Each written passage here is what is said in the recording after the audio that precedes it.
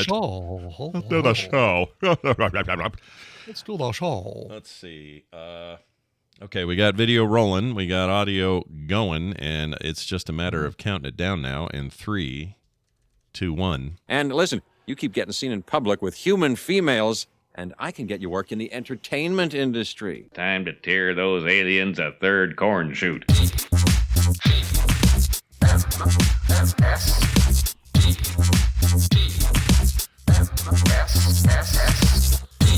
The Morning Stream.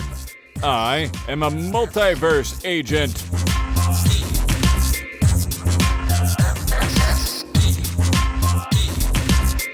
Well, hello, everybody, and welcome to another episode of The Morning Stream for Wednesday, December 11th, 2024. I'm Scott Johnson. That's Brian Ibbett. Hi, Brian. Yeah, hello, I'm your driver. There's water in the trunk and a phone charger right there in front of you. We'll have you to the Walmart in moments. Oh, we've missed my stop. Where are we going? Where are you driving this part of town? This is a sketchy part of town, driver. We're just going for it. You and I, we're going to be the new Thelma and Louise as soon as I can find the nearest canyon. Really? Because I just wanted to go to that bar that you were going to drop me off on, and I didn't realize, this is a very different ride. We're going to plunge to our deaths, but before that, please rate me 5 stars. Fantastic. Beep. I did it. We're good. Good. All right.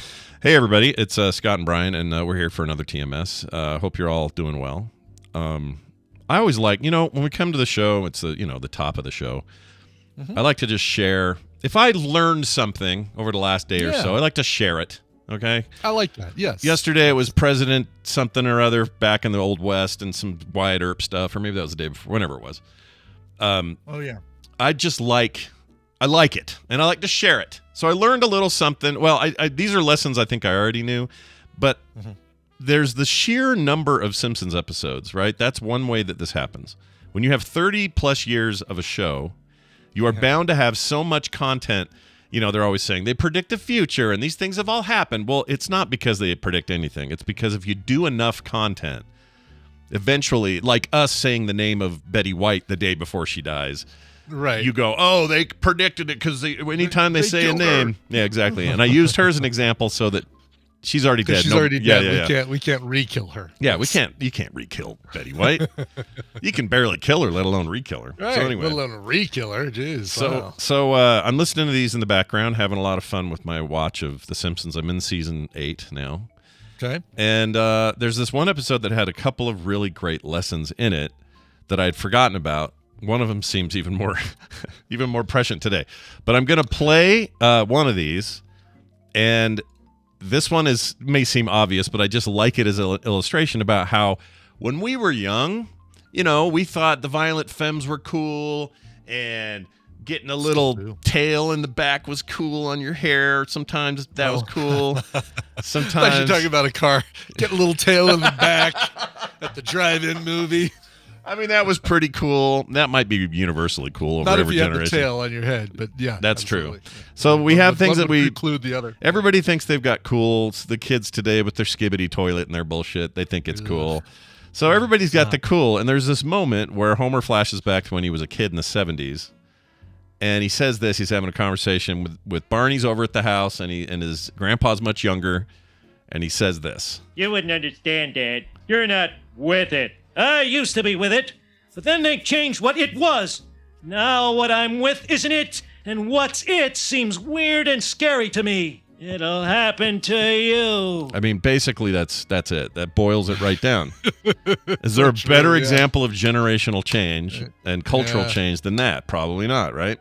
Probably not. It's a great example, sadly. Yeah. So I enjoyed that, and I'm watching along. And then the same episode, Mr. Burns says something. Monty Burns is at a concert and says this, which I think just feels like ripped from today's headlines. So here. You laughed when I bought Ticketmaster. Nobody's going to pay 100% service charge. Well, it's a policy that ensures a healthy mix of the rich and the ignorant, sir. Yeah. I mean, that's Ticketmaster now. That's them. A little prescient. Yeah, sadly prescient. Yeah. I've never had to use Ticketmaster for anything, so I only know the stories, but I mean, they kind of monopolize it at some point, and then just jacked everything up. Everything had a service charge attached to it. Like it's like Burns owns it. And this was 1996, I think, that you did the episode. Hilarious! Wow. Yeah, there's some stuff in there that's really scary that they're able to get dead on. That whole World Series or Super Bowl or something that they predicted, kind of like Back to the Future. Oh, right. Yeah, where Florida's never gonna win the World Series or something like that. But there was one on The Simpsons as well. I, inspired by you, Scott, have started rewatching The Simpsons myself. Not really rewatching, picking up where I left off on the seasons. And oh, interesting. You're way ahead of where I'm at then, probably. I'm way ahead because I've missed. Basically, I think the first season I haven't watched anything from was the one that had Lena Dunham as the pharmacist that Homer hooks up with when he and Marge get do a trial separation. Oh yeah, I remember that. That's actually a pretty good episode. It's not bad, and I like the places they go with it. But man, that one feels just so dark for a Simpsons episode. Like, there's some of those. In fact, it feels like every few years they do a "What if Marge and Homer had a real separation problem?" Had a real problem, yeah. Like even early on, they had Lurleen, the country singer that had had the hots for Homer, and he just about had an affair with her. And the bowling instructor that Marge was almost with, and or the nerdy guy that was that she turned down to be with Homer, and you get kind of the It's a Wonderful Life thing. With, Yep, it was the John Lovitz. Yeah, all I remember was John Lovitz's character on that one. Yeah, he was great on that. He was great. They had. There's even a. Let's see if I can find it here. There's an episode 23 or season 23, episode 21 in 2012, where it predicts the Twitter becomes X thing. Really? Yeah, it says here at one point in the episode, Homer checks his smartphone, and one of the apps on his dock quite clearly contains X as its defining symbol. Wow. So there's that. I mean, it's just an easy thing to create an app that looks like an X. Exactly. But still, right? But still, it's just like a number. It's just like volume. Enough. You do enough episodes, you're going to have references. It's just the way it is. Yeah. Wow. Let's see. Here's another one. Bloody billboard. Not that one. Where is it? America wins the gold medal in curling. Homer won it in a season 21 episode. Boy meets curl. And it happened. Not long after that, the Americans finally won. JCPenney files for bankruptcy. They predicted that. The Ebola outbreak, Barbie mania, Donald Trump being arrested, Kamala Harris presidential run, robots as librarians. Like, really? It goes on and on and on about all these things that you can. Some of them are a little tenuous. It's like, yeah, right. It's like, well, if you read it, if you look at it this way, then they predicted this correctly. But yeah. I love it though. I'm having a great time. So that's great. That's funny. You look at you burn it. You're burning that candle on that end. I'm burning it on this end. We're gonna meet in the middle. Started the candle from closer to the top. Oh yeah. I cut a little piece away of the wax and lit the wick inside the candle, and I'm just gonna let it burn its way to the top. Yeah, and if you and I were on the same candle, I would be unaware, and I would get to where you burned it, and I would fall off the candle unaware. Right? That would suck. Thanks a lot, Brian. Thanks a lot for what you've done. I'm sorry I did that. Dang, now I feel bad. Anyway, jeez, it's I've been having a blast. I keep getting I don't know why people want to yuck the yum of it all, but I keep getting these emails going. How can you stand watching that show? They lost their way. I'm like, okay, I get it. I understand it's the thing to do to hate on a thing that's old, but look, right, I'm enjoying it. So why do you care? Exactly. Quit yucking my yum. Yeah, calm down. This is yummy. And also, you're wrong. Yeah. I want to yuck somebody's... You're completely entitled to your wrong opinion. Yeah. I want to yuck somebody's yum in real life. I want to go into a restaurant, see somebody just going, this steak, and go, gross, gross, right in their face, you know? Yeah. I won't do it. But some restaurants just do that automatically. This part of their motif. It's part of their deal. Part of their motif. Yeah, exactly. Wonderful. All right. Here's something interesting. I'm not the only one apparently who does this. An anonymous texter wrote in. It says, "Hey TMS, had a Scott moment last night watching the second Harry Potter movie when Dumbledore, McGonagall, and Snape were standing in a room together, and I said out loud, 'Half the people in this scene are dead.' My wife was appalled that I was so rude. Love the show though.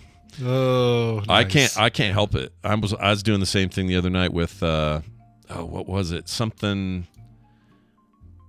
It's a Wonderful Death. No. Oh, I know. It was. It's when we were doing Jaws 2 for Film Sack. I didn't bring it up on the show, but I couldn't help notice. Like, oh, these people are dead. Like all these. Some of these kids are alive. That's it. Like, yeah. Right. The mayor's dead. Scheider's dead. The mom's alive. The mom's alive. She's like 90, but she's around. Yeah. So I guess I'd give her that.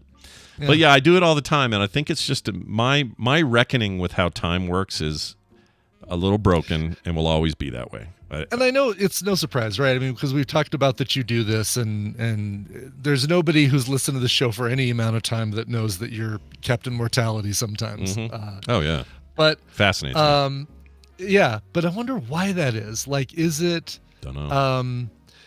Is it a way of not worrying about your own eventual demise, or is it a way of like trying to desensitize yourself to your eventual shuffling off this mortal coil? Maybe. I think part of it is like I don't actually overthink about death. It makes you less worried about it or something. I don't think I fear death. I think everybody has a somewhat healthy fear of death because we're creatures that are meant to survive, and we do what we can to live on. But agreed. Yeah.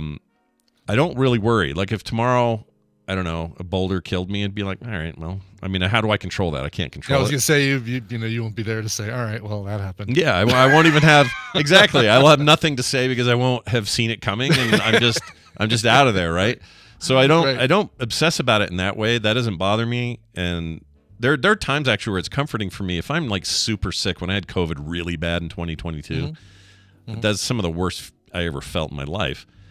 And I remember at the time going, the way that I felt better that night to feel better through the night was to say, well, if it takes me, it takes me. That's what I would say to myself. And it actually helped me sleep. I was like, all right, you're better now. You just sleep. Big deal. Who cares?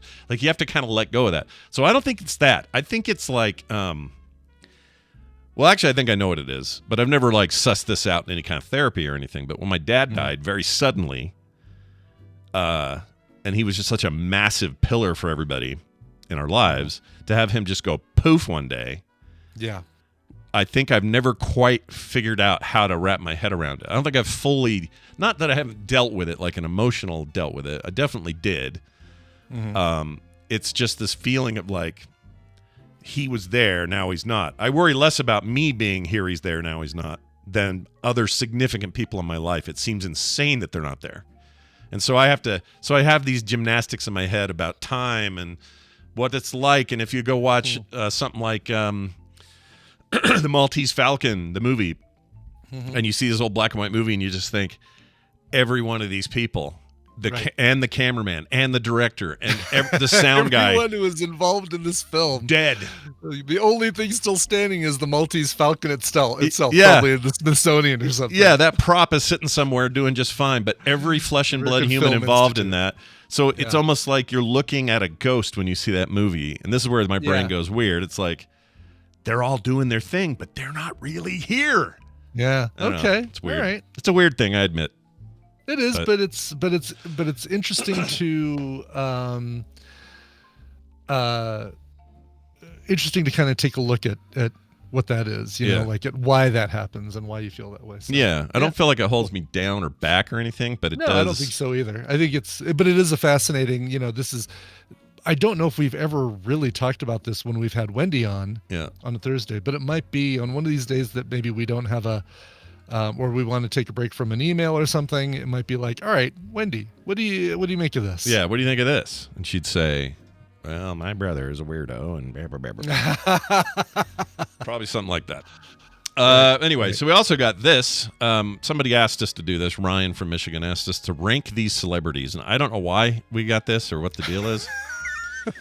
He says that you can use any criteria you want. So, Brian, I'm going to do it to you. And you're going to use whatever criteria you want to rank these celebrities. All right. Okay. Sounds good. And I don't know what that means, criteria. I think he means either like number, or you could say 5 apples to 1 apple, or you could say, I don't know. Well, no, I think it's not necessarily about what, if I use stars versus apples versus thumbs up or rating 1 to 10, it's what's the criteria? Like, do I say handsomest or most attractive of this list, Got it. Okay. Do you have a preference of something you'd want to do that with? I want to go through the list and then I'll develop the. I have not thought about what, because I've looked at this list. Yeah. And I've not yet thought about what criteria I want to use to rank them. So you will get a live, unfiltered ranking. As awesome. To why this That's what I was hoping for. This will be great. Yes. So this is one of the most diverse lists I've ever been handed in my life. Okay. I will say that going into it. Here it is. These are famous people, so they are celebrities. The one thing that makes them common is that they are indeed levels of celebrity.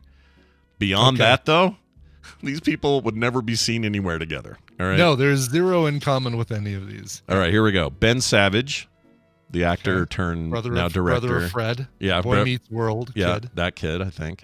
Right. I think that's. I think the kid. so. I think Ben Savage was Boy Meets World, and I think Ben's doing obviously a lot of Fred directing. was Wonder Years. Right. Yeah. Fred's a little. He's didn't he do something dickish and got in trouble on something like that? Yeah, which bums me out.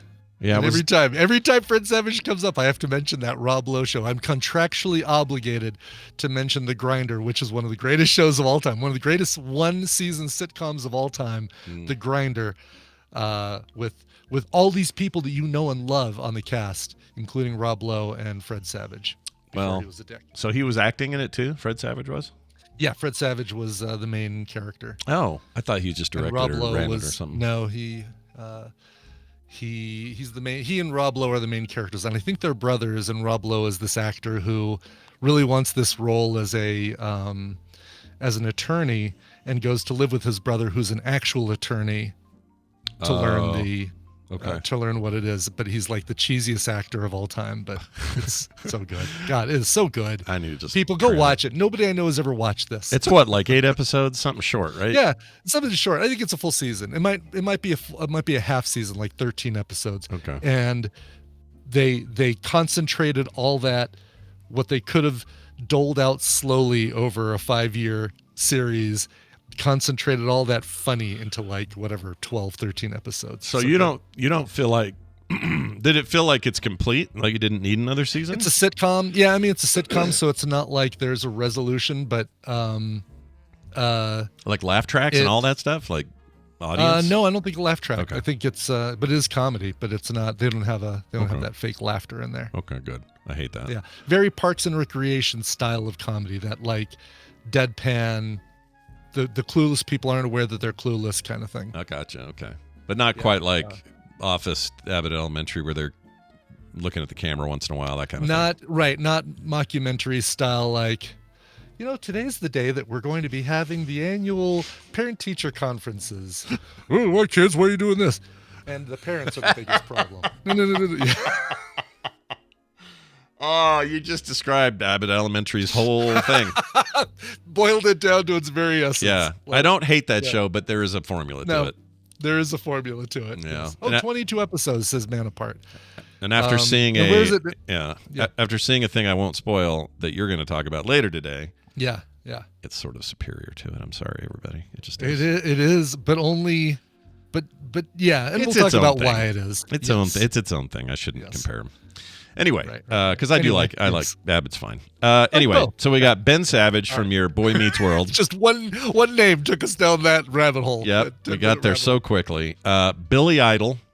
Sure, he of the Rebel Yell. Right, White Wedding, all that. Eyes Without a Face. Exactly.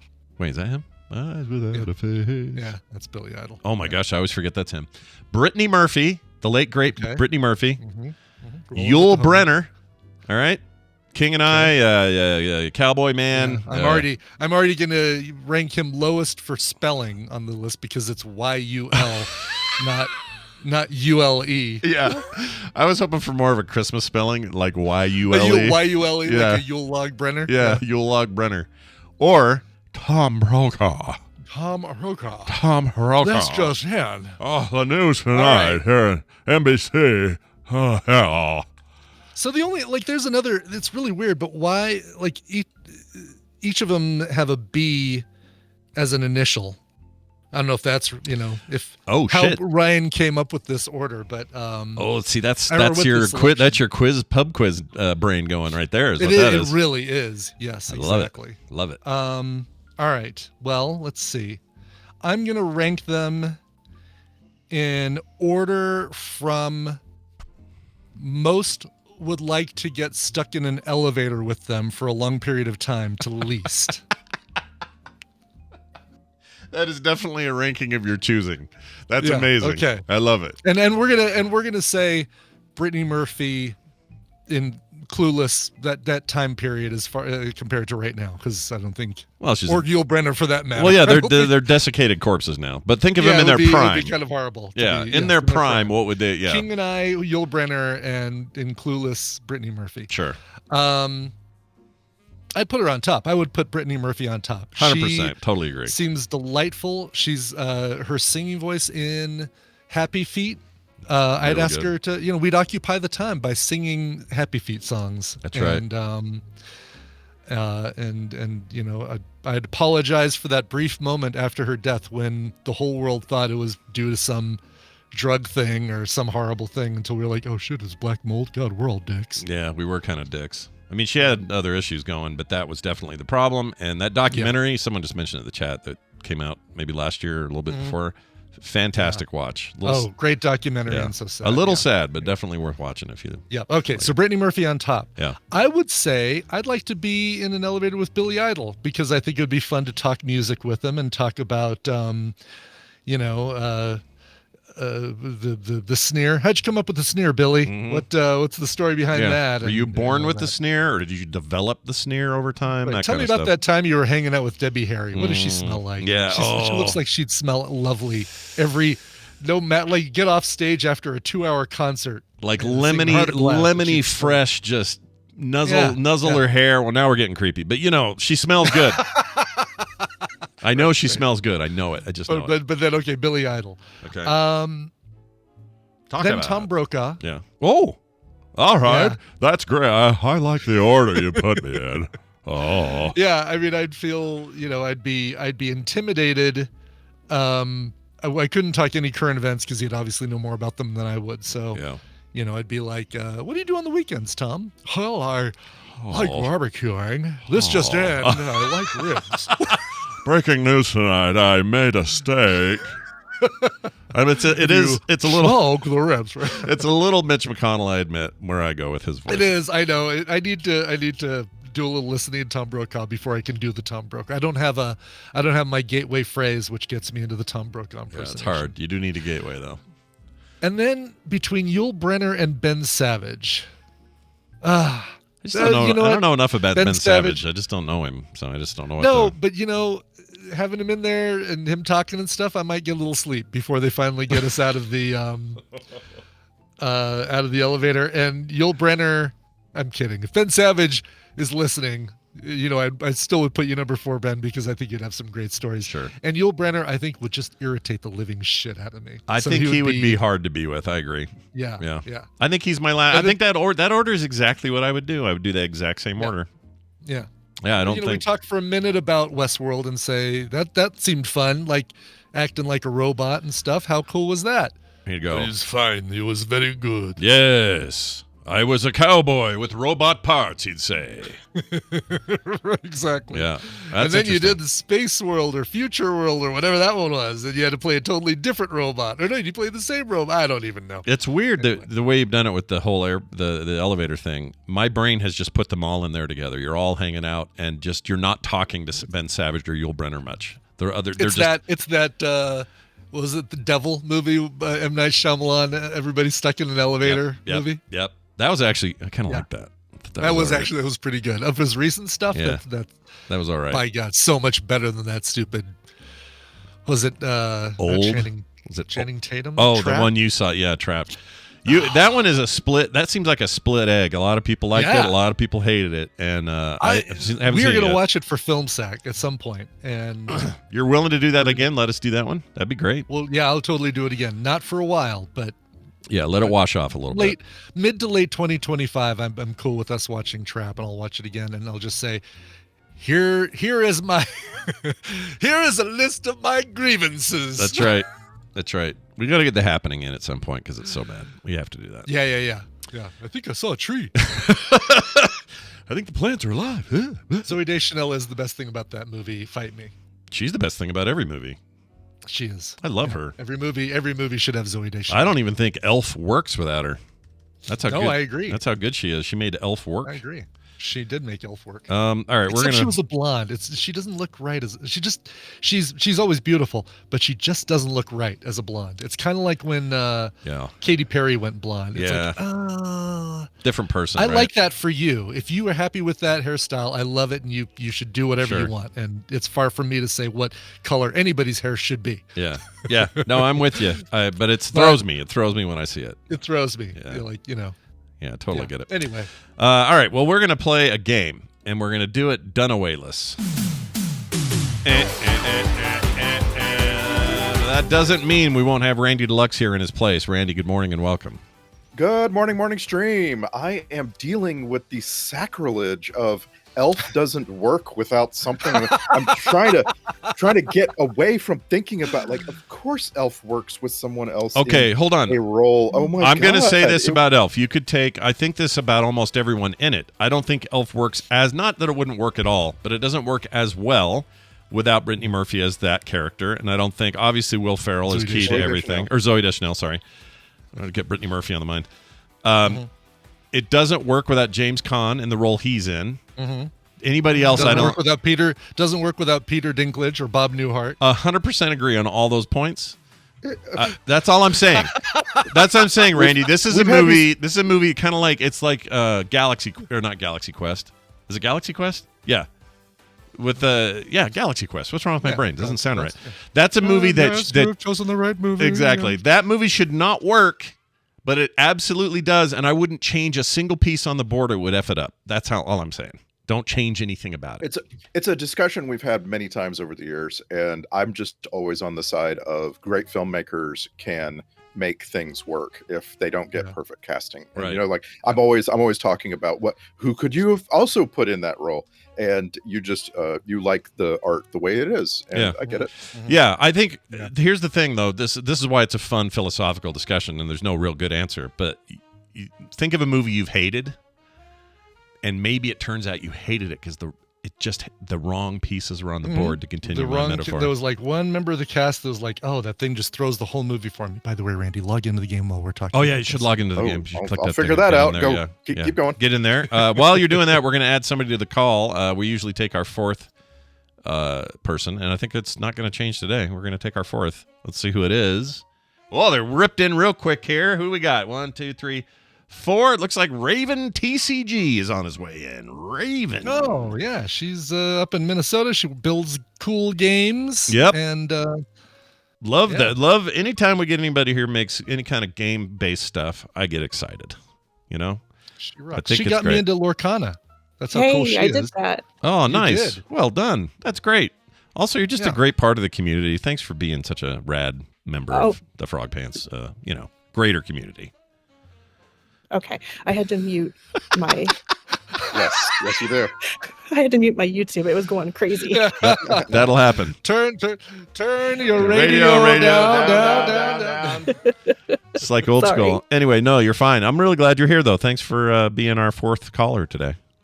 Thanks. I'm procrastinating. I have to write a really hard letter to a customer. So procrastinating with my favorite people. Well, is the customer not always right in this situation? No, the customer is really not right. They're very wrong. Customer's wrong. These dice stink. Yeah. You know what you need to do? You need to just tell an AI to do it and then take all your emotion out. Let it do the mean work. There you go. That's the use case for AI that I like. Yeah. Well, anyway, it's lovely having you here. We're going to play this game. We got Randy, of course. Is Randy? Yes, Randy's in. He's an elf lover.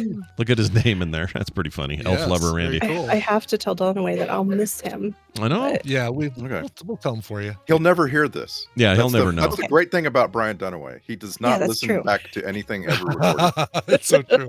That is the truth. I don't either, for that matter, though. I don't think I've listened to one of my own podcasts since like episode 6 of Coverville, and I say, I can't do this anymore. I do it once in a while, But it's just to like, all right, let's check in, see how is the audio good? Did I hit with all my marks? Like, what happened here? And it's kind of fine, but I generally speaking cannot do it either. It drives me crazy to hear myself talk. So I often wonder about you, Scott, specifically with your diarizing. Like, if one day when you're old, you'll listen back to your diaries specifically. Is that a verb for diarrhea? Those are for my kids to suss out and make sense of. I don't, when I'm dead, they'll be digging through those diary episodes and going, can you believe in this one he said that Brussels sprouts came from monkeys, or whatever dumb thing I say. And that's for them. Right. I let them deal with that puzzle. But for today, we got this other puzzle. Sorry, go ahead, Raven. I was going to say, you're truly obsessing about death today. I know, right? Really, yeah. Oh, man. Let's not have the death of Tadpooly feud today. There you go. See? Captain Mortality. Positive. All right. It is time to play the Tadpooly feud. I've surveyed the tadpole on some nerdy topics, and Scott and Randy will have to predict the answers that they gave us. It is their job to see how many of those answers they can guess. Raven, your job is more important than ever because you're going to be working with one of these chuckleheads, and if your team wins, you'll get a prize package that includes Mythargia and the Serpent Rogue on Steam. Ooh. I don't know what either of those are. I usually have an idea, but I don't know what those are. Yeah. Both of those courtesy of Kim Q. So big thanks to Kim Q. The Serpent Rogue really does sound like a snake playing rogue, which I think is fun. That's pretty cool. For sure. Yeah. Yep. Why not? All right, let's get to the game. And I'm glad you're here for this one, Randy. I mean, I'm sad that Dunaway isn't here because I think he would be also good at this. But I think you will offer a very interesting perspective on this. And of course, it doesn't matter what you guys think; it matters what the tadpole thinks. So please put your hands on your buzzers and give me your best answer to this. We asked 421 tadpoolers, "What is your favorite James Bond movie?" Scott. Skyfall. Show me Skyfall. Ooh. Number 3 answer on the board. I will finish the question for Randy because there was a little bit more.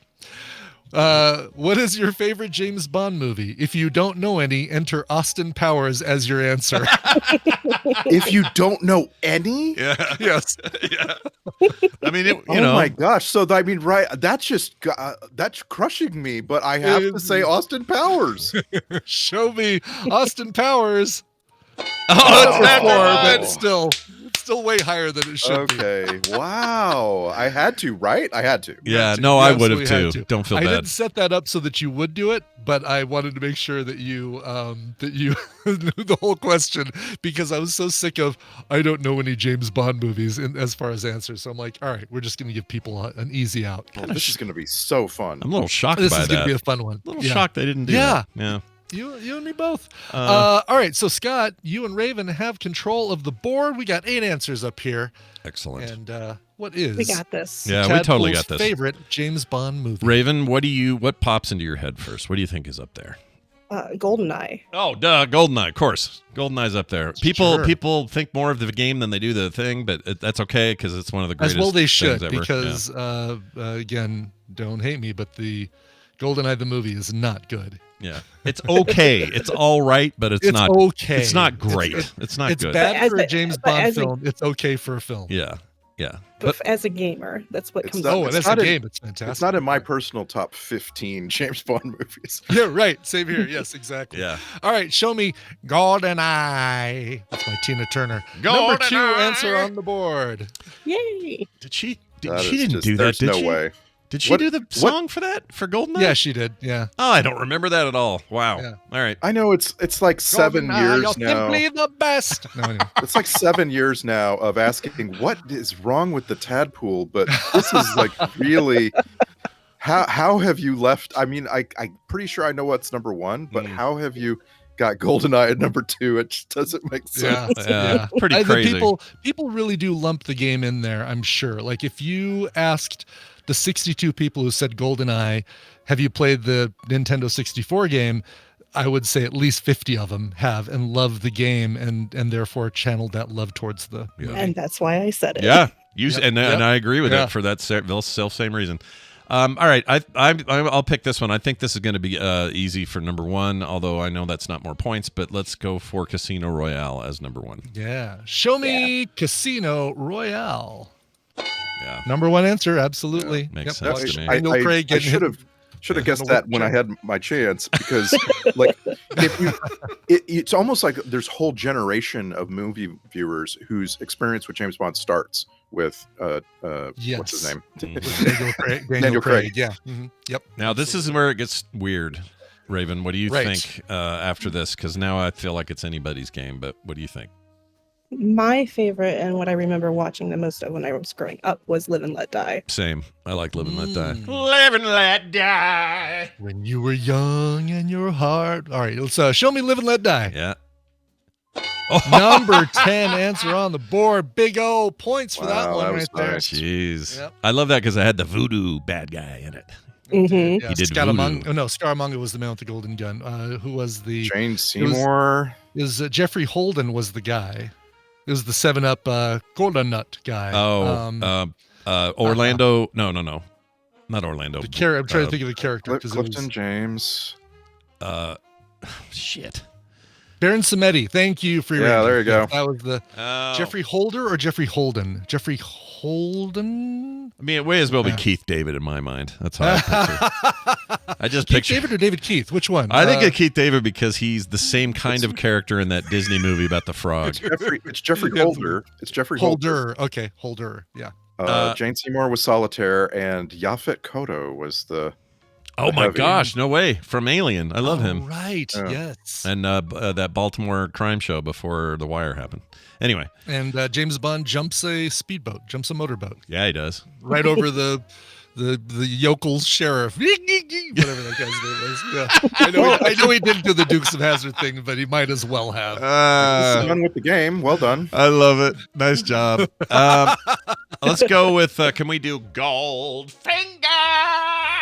Yes. Right. Is that the one you go? Okay, show me Goldfinger. Number 5, cleaned up the left side of the board, giving you guys 21 points to Randy's 4.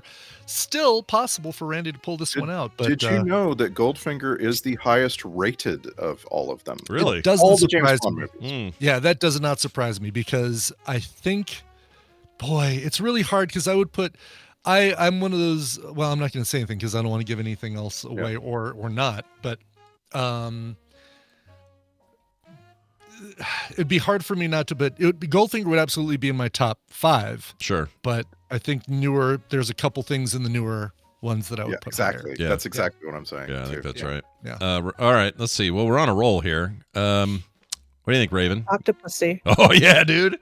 I mean, come on, it's the tadpole. Yeah, it's the tadpole. Plus, they were I love that one because they were shooting or they were throwing like razor blades at everybody. Do you remember that? It was like they were like table saws, yo-yos, table saw yo-yos, and one gets jammed in.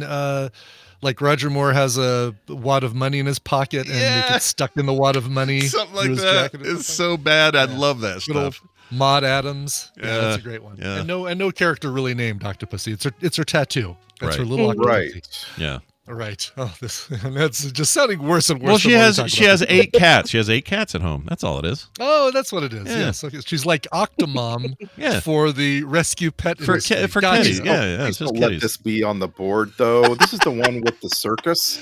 It's terrible. Well, it is the tadpole. Oh, that's right, because it starts out with the worst 00 agent dressed as a clown making the most noise running away with a Fabergé egg. Yep. Right? Yep. Oh, it's so terrible. Please don't let this be on the board. Through the forest. Yep.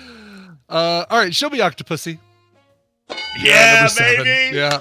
Yep. This is the tadpole. I mean, none of this, that's the thing you got to remember. This is not an accurate list as to the quality. Right. Of It's most memorable, or like what James Bond movie name comes to mind for you first, that kind of thing. Yeah.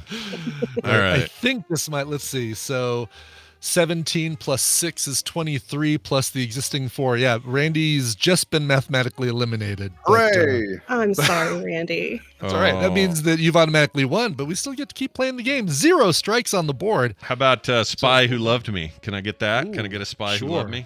Yeah. Sure. Show me the spy who loved me. Show me on the doll where the spy loved me. Number 9 answer on the board. At the end of this, if we clear the board, this will go down as the time Randy picked Austin Powers. Stacked oh, no pressure, Scott. No pressure. Yeah, no pressure at all. Have we sacked The Spy Who Loved Me? I'm looking. Hold on. No, we haven't. We did Honor Majesty's Secret Service. Yeah, we're still waiting for Diamonds Are Forever to come up for us. Yeah. Oh, it's not streaming right now? Yeah, it's been months and months. I've been watching it every week to try to see if it ever streams. The broccolis are sitting on that one, dude. Who knows why? Broccolis. Yeah. All right. What do you think? I'm steamed about that. I bet you are. Steamed broccoli. I get it. Hey, Raven, what do you got there for? Between Moonraker and Dr. No. Oh yeah, this Moonraker's got to be up here, right? Because it's so cheesy let's go and stupid. Moonraker. Let's do Moonraker. All right, Moonraker. Okay. All right. Show me Moonraker. That's not how it goes. Yeah. It is number 6. Okay.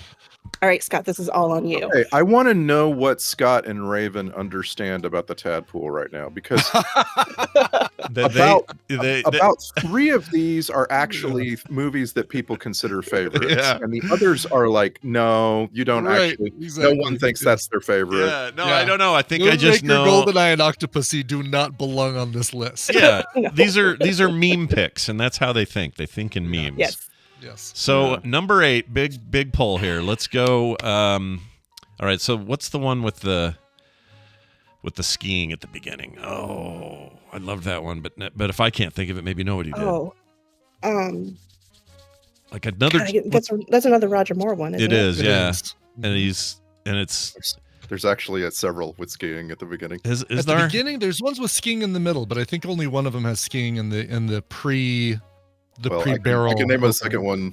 Oh, really? Okay. Oh, right. I can't think of one either. I can barely. Kill. Is it View to There's a Kill? Another good one. I don't know if that's the same one, but is that Dalton? It is, right?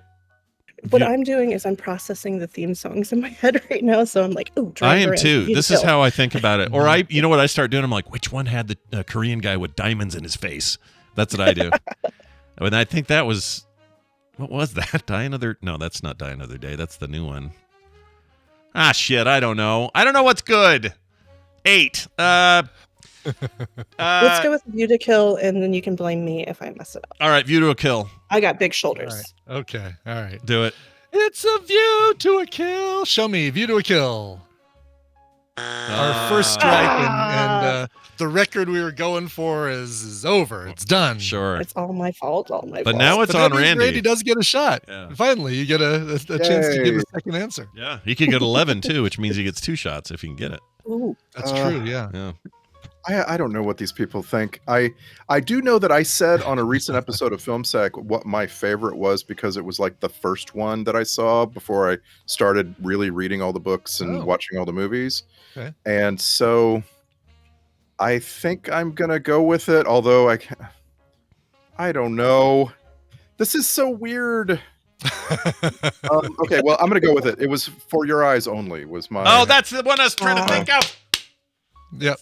We just talked about that one with Roger Moore dropping the unnamed Blofeld into a chimney, into an industrial chimney. Yeah, there's something about maybe it was very like hyper available at a time. I don't know. Yeah. Let's go with For Your Eyes Only. It's not right, but let's go with it.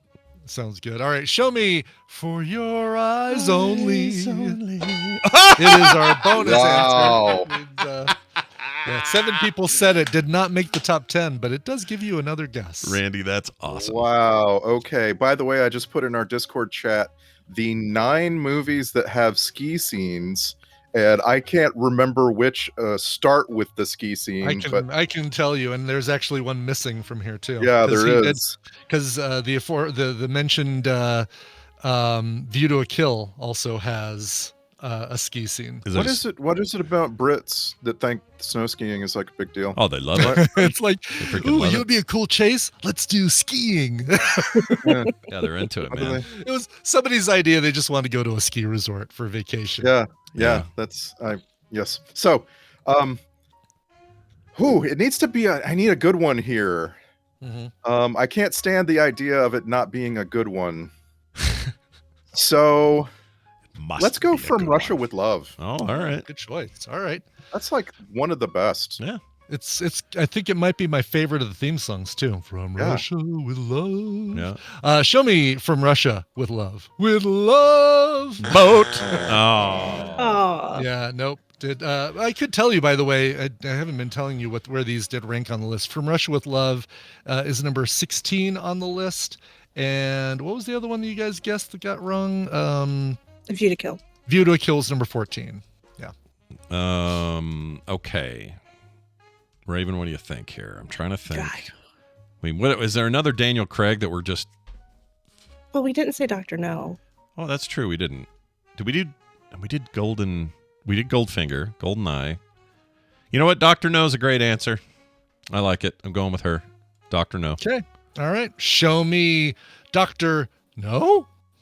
It is Dr. No. Right there, number 8 answer. Look at that. That would be another really highly rated one too. Yes. And yes. That's. So I'm feeling very sympathetic now with the Tadpool. They've done a pretty good job. I agree. What are some of the nonsense ones? There've got to be some in here, Brian, in the rest of the list. Yeah, so going down the rest of the list, 12 is On Her Majesty's Secret Service, Monica's favorite Bond film. Mm-hmm. Tomorrow Never Dies, number 13. Die Another Day is number 15. Quantum of Solace, which, like Infinity War and Endgame, I bundle. I can't think of Casino Royale without Quantum of Solace because it's a 2-part movie, basically. Yeah. And that one I think has edged in front of Goldfinger as my favorite Bond. It definitely makes it better if you watch it that way. Yeah, you have to watch it as a pair. You have to watch them back to back. Yeah, I agree. You Only Live Twice, number 18. Man with the Golden Gun, number 19. Underrated, by the way. Man with the Golden Gun is great. Thunderball, Diamonds Are Forever, Living Daylights.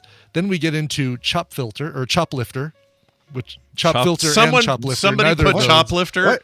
Okay, I know why. So there's this running meme joke on Play Retro at Dunaway and I, because they probably thought Dunaway would be here. So he'd be laughing his head off right now. But whenever we play mystery audio every week, and we have to guess each other's game that we brought, and everyone in the chat always says Choplifter every time. So that's the joke. Nice job. Okay, that makes sense now. Yes. Yeah. Then License to Kill. I think that. Oh no, Living Daylights was our first Dalton on the list. Then License to Kill. No Time to Die. Spectre. The Spy Who Shagged Me. The World Is Not Enough. Then Jaws. Jaws. That's good. Yes. Yeah. Congrats on that one.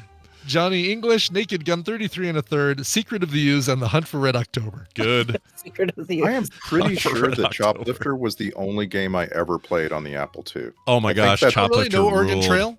Yeah. No, because I didn't have an Apple II. My friend who lived down the street did. I think it's the only game I ever played. Did he not have a Hard Hat Mac on there? Because that game was pretty good. I don't remember any other games. Oh, that was your Mario clone, right? Kind of, yeah. It was very construction site that he's climbing up ladders and very Donkey Kong style thing. It was like a ripoff, but it was still pretty good on its own. Yeah. Yeah, I'm trying to decide, are there any that are missing here completely? Like, what are all the Brosnan? Tomorrow Never Dies is on the list. I've done this several times for FilmSec. If you order them all by Rotten Tomatoes Tomatometer, the bottom 7 are all Pierce Brosnan and Roger Moore movies. Like the worst 7 movies are those two guys. Yeah. Wow. Okay. People just didn't like non-Sean Connery for a long time. Yeah. That's so funny because growing up, my dad was like a huge Roger Moore fan. Yeah. And my mom, of course, was the Sean Connery fan. So that's the ones I saw the most were the Roger Moore ones. That's how it was in our house too. Roger Moore was the new hotness for my dad, and my mom just loved, he loved Sir Sean Connery until his death. Bottom 3 are Roger Moore's Octopussy, Man with the Golden Gun, and View to a Kill. Those are the bottom 3. Interesting. There's only 25 actual James Bond films in the list. So, and I think Spectre was the 25th James Bond film. So there's something. There's one missing. What's the didn't get mentioned? I'm trying to figure out what it is. Well, what's the Connery one that's not canon? Is that it? Oh, Never Say Never Again, but nobody counts that one. Okay, so we're just not even we don't even count that. We're not even counting it. Thunderball did get mentioned, which is, let's see. Anyone have an alphabetical list of the James Bond films? I could do it this way. I think. Oh, actually, we if can. Anyone click does, a little Randy does. Button on Wikipedia. Wikipedia. James This Bond is films. weird. What did they miss? I know. People always miss the Timothy Dalton movies. They always forget Living Daylights. Yeah, but they got both of those. What about the Quadrapussy prequel? That was a pretty good one. Okay. Yeah, remember that one? Yeah. It was, it's good stuff. Septipussy. Yeah. That sounds really bad. It really does, actually. Yeah. Let's never say that again. Yeah. All right. So, Casino Royale, Diamonds Are Forever, Die Another Day, Doctor No, For Your Eyes Only, From Russia with Love, GoldenEye, Goldfinger, License to Kill, Live and Let Die, Living Daylights. Oh, Living Daylights. Is that the one? No. Sorry, it was under the Living Daylights. Okay. Just this ordered them weird with the. Yeah. The Man with the Golden Gun, Moonraker, No Time to Die, Octopussy on Her Majesty's Secret Service, Quantum of Solace, Skyfall, Spectre, Spy Who Loved Me, Thunderball, View to a Kill, World Is Not Enough, You Only Live Skip Twice. Tomorrow Never Dies. Did I? Tomorrow Never Dies. Maybe that's why. Tomorrow. Nope. 7 people said Tomorrow Never Dies. Okay. Yeah. Okay. Never mind. Are there just 25 of them? And there's no 26th. Yeah. So I'm sure there's 26 James Bond movies. In fact, there's 27 if you count the old Peter Sellers one. The original Casino Royale. I'm sure there's 26. Yeah. Well, then did they list the newest one? No Time to Die? Yeah, they said that. Yeah, I don't know. 12, 13, 14, 15, we got to miss it. We got to miss some James Bond here. 19, 20, 21, 22, 23, and you said 24, never 25. say never again. Yeah, no, I'm only seeing 25 on the Wikipedia page. There are 26. I'm sure of it. I want this. This is going to go down as the great mystery of our day. It really is. It is. There's the list on Wikipedia lists 25 films, and those are the 25 I have in my list. Wow. Maybe somebody was thinking of but the Casino Royale one was really a spoof, and it wasn't even that one. That one's not canon either. Right, and that's always nowadays that's considered the 27th if you count that. Really? If you're counting. All right, them, figure out the 26th. Yeah, let us know. All right, I'm gonna go fix Wikipedia. I'll be right back. All right, we'll see you later. Hey, well done, Randy. You lost. We'll see you later. Literally, we'll see you in a few minutes because after Tom comes, you're right back on here. Raven, you were awesome guest, and let me tell you what that means. Congratulations. That means you won. And Brian, remind her once again what they are and what code you'll be sending. Yeah, Mythargia and the Serpent Road. You're going to have those in your direct messages from me in like minutes, seconds, actually. Wow. And so let us know how they are once you get a chance to play them. Yeah. Quick before I go. Yeah. Scott, I wanted to thank you for the recommendation for Dragon Age. I did end up getting Veilguard. It was on sale for 30% last weekend. Oh, so awesome. That was quite the cut. But I went back all the way to Origins and started playing, and I've been playing through it, and I am absolutely obsessed. Yeah, so Origins is really special. That game is so good. Oh my gosh. Even though something that got Baldur's Gate out of my system for a while. Oh, good. Yeah, no, the original Origins is so good. Oh my gosh, I love Origins. It looks like crap now. Not crap. There's mods and stuff for the PC version, but it's not as pretty. The story's so good. Yeah. I mean, it's hard to. Again, I think Veilguard is fine, but the story in Origins is unbelievably good. It's so good. Well, that's great. I'm glad that you found that, enjoyed it, and are having a good time. And I can't wait to have you on as a guest again. Be our 4th caller in the future. That'd be fun. Yeah. Thanks. Absolutely. Love you guys. All right. We'll see you later. Love you too. Bye. Okay. There we go. Now, cool.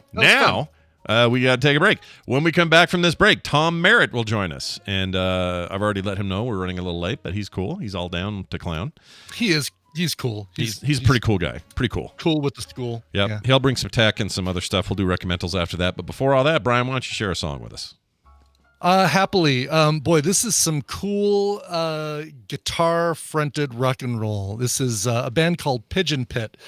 Brand new single from them called Keys to the City. And I'm trying to think like a Plain White Tees, John Mayer, but that song like he does this, I Love You, New York, that one right there. And that's not John Mayer. That is Ryan Adams. But it's very similar to that. Anyway, song called Keys to the City. Here is Pigeon Pit. You ought not talk that way. You're just a boy. This is a serious message.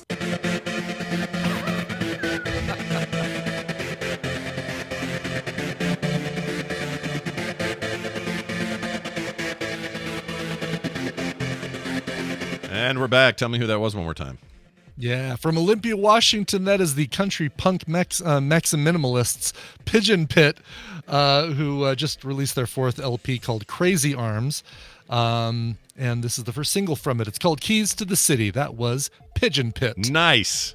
Everybody I should don't ever want to be stuck in a pigeon pit. No, I don't even know what a pigeon pit would be. Just assume a pit with pigeons. Either. It just sounds horrible. No. It's like, where do you put all your dead pigeons? In the pit. It's in the pigeon pit. Pigeon pit. Yeah. Speaking of a guy who would never do that, it's Tom Merritt joining us. Oh, you know what? I should play his intro. That's important. Here it is. We want Tom. We do want Tom, and good news, he's here. Tom Merritt, everybody. What's going on, Tom? How are you?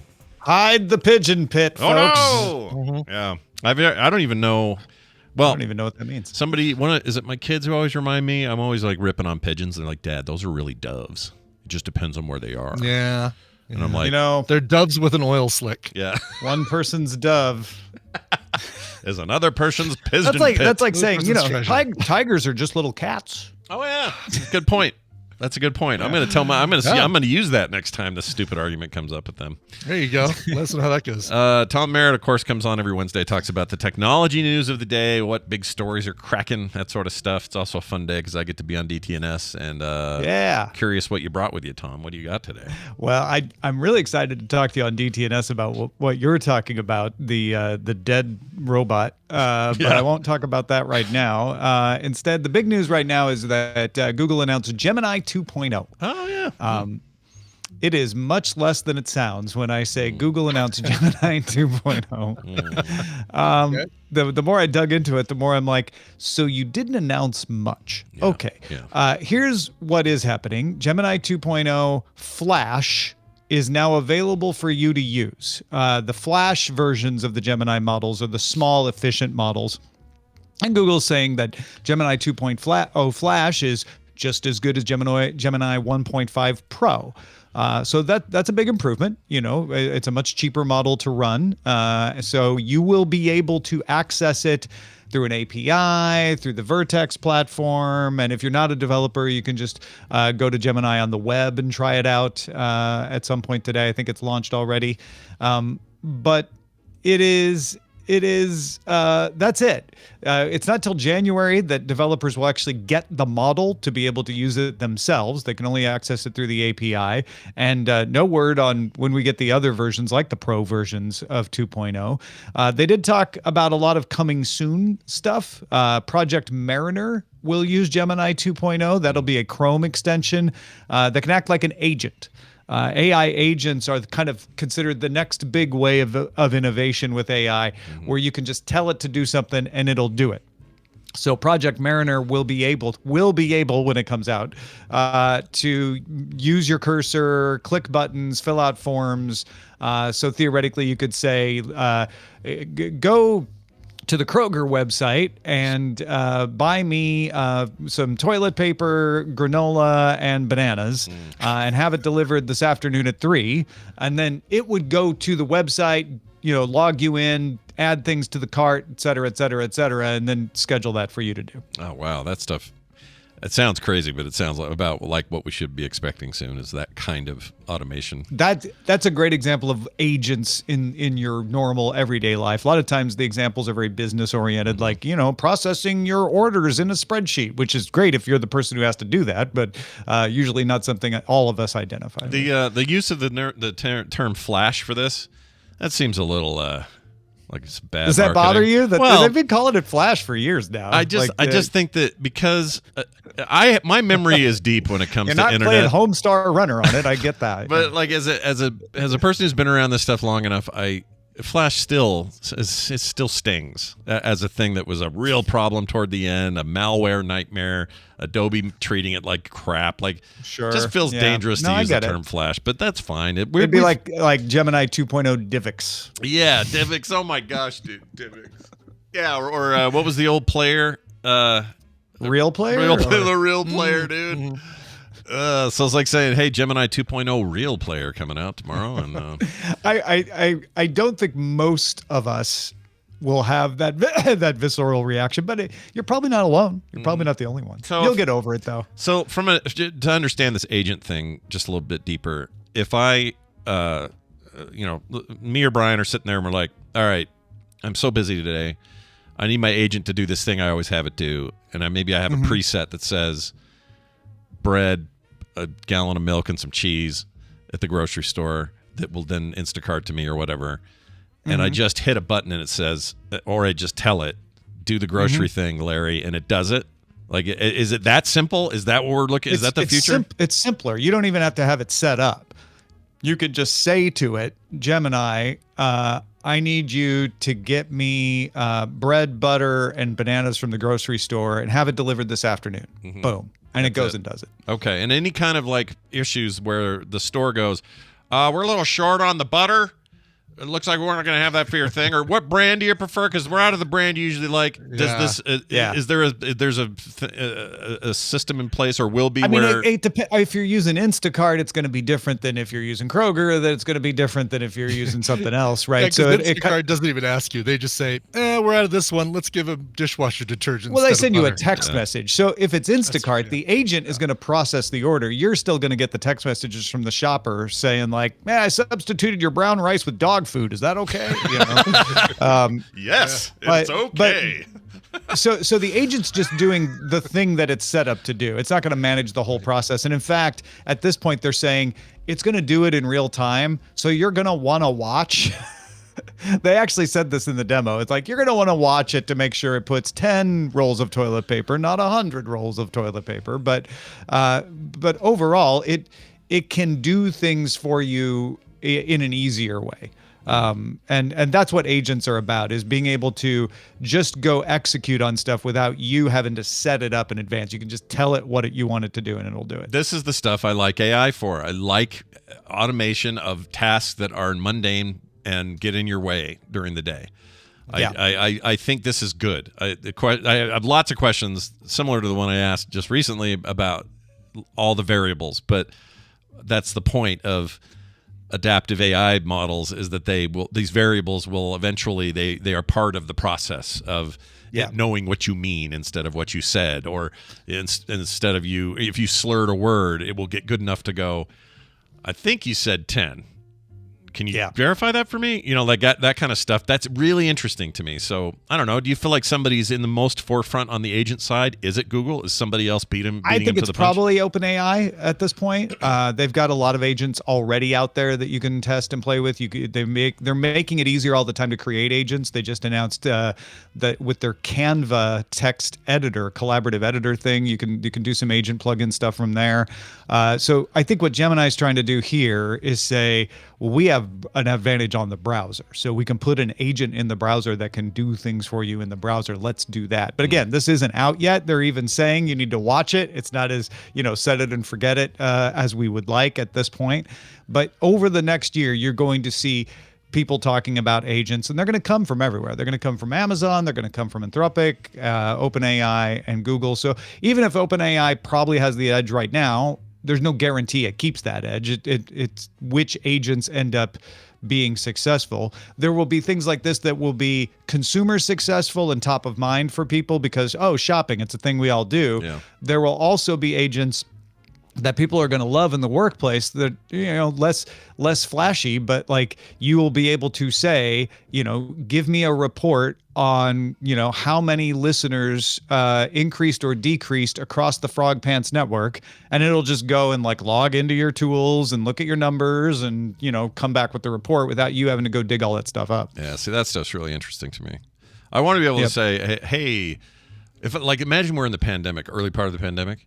Hey, Flash, or hey, Gemini P. Flash Jr., can you go and get all the toilet paper at the Costco? All of it. Buy it out. Yeah. I don't need any, mac and cheese like usual. I just need toilet paper. Hey, Gemini Macromedia. Oh, yeah, we're going way back on the Flash. I like it.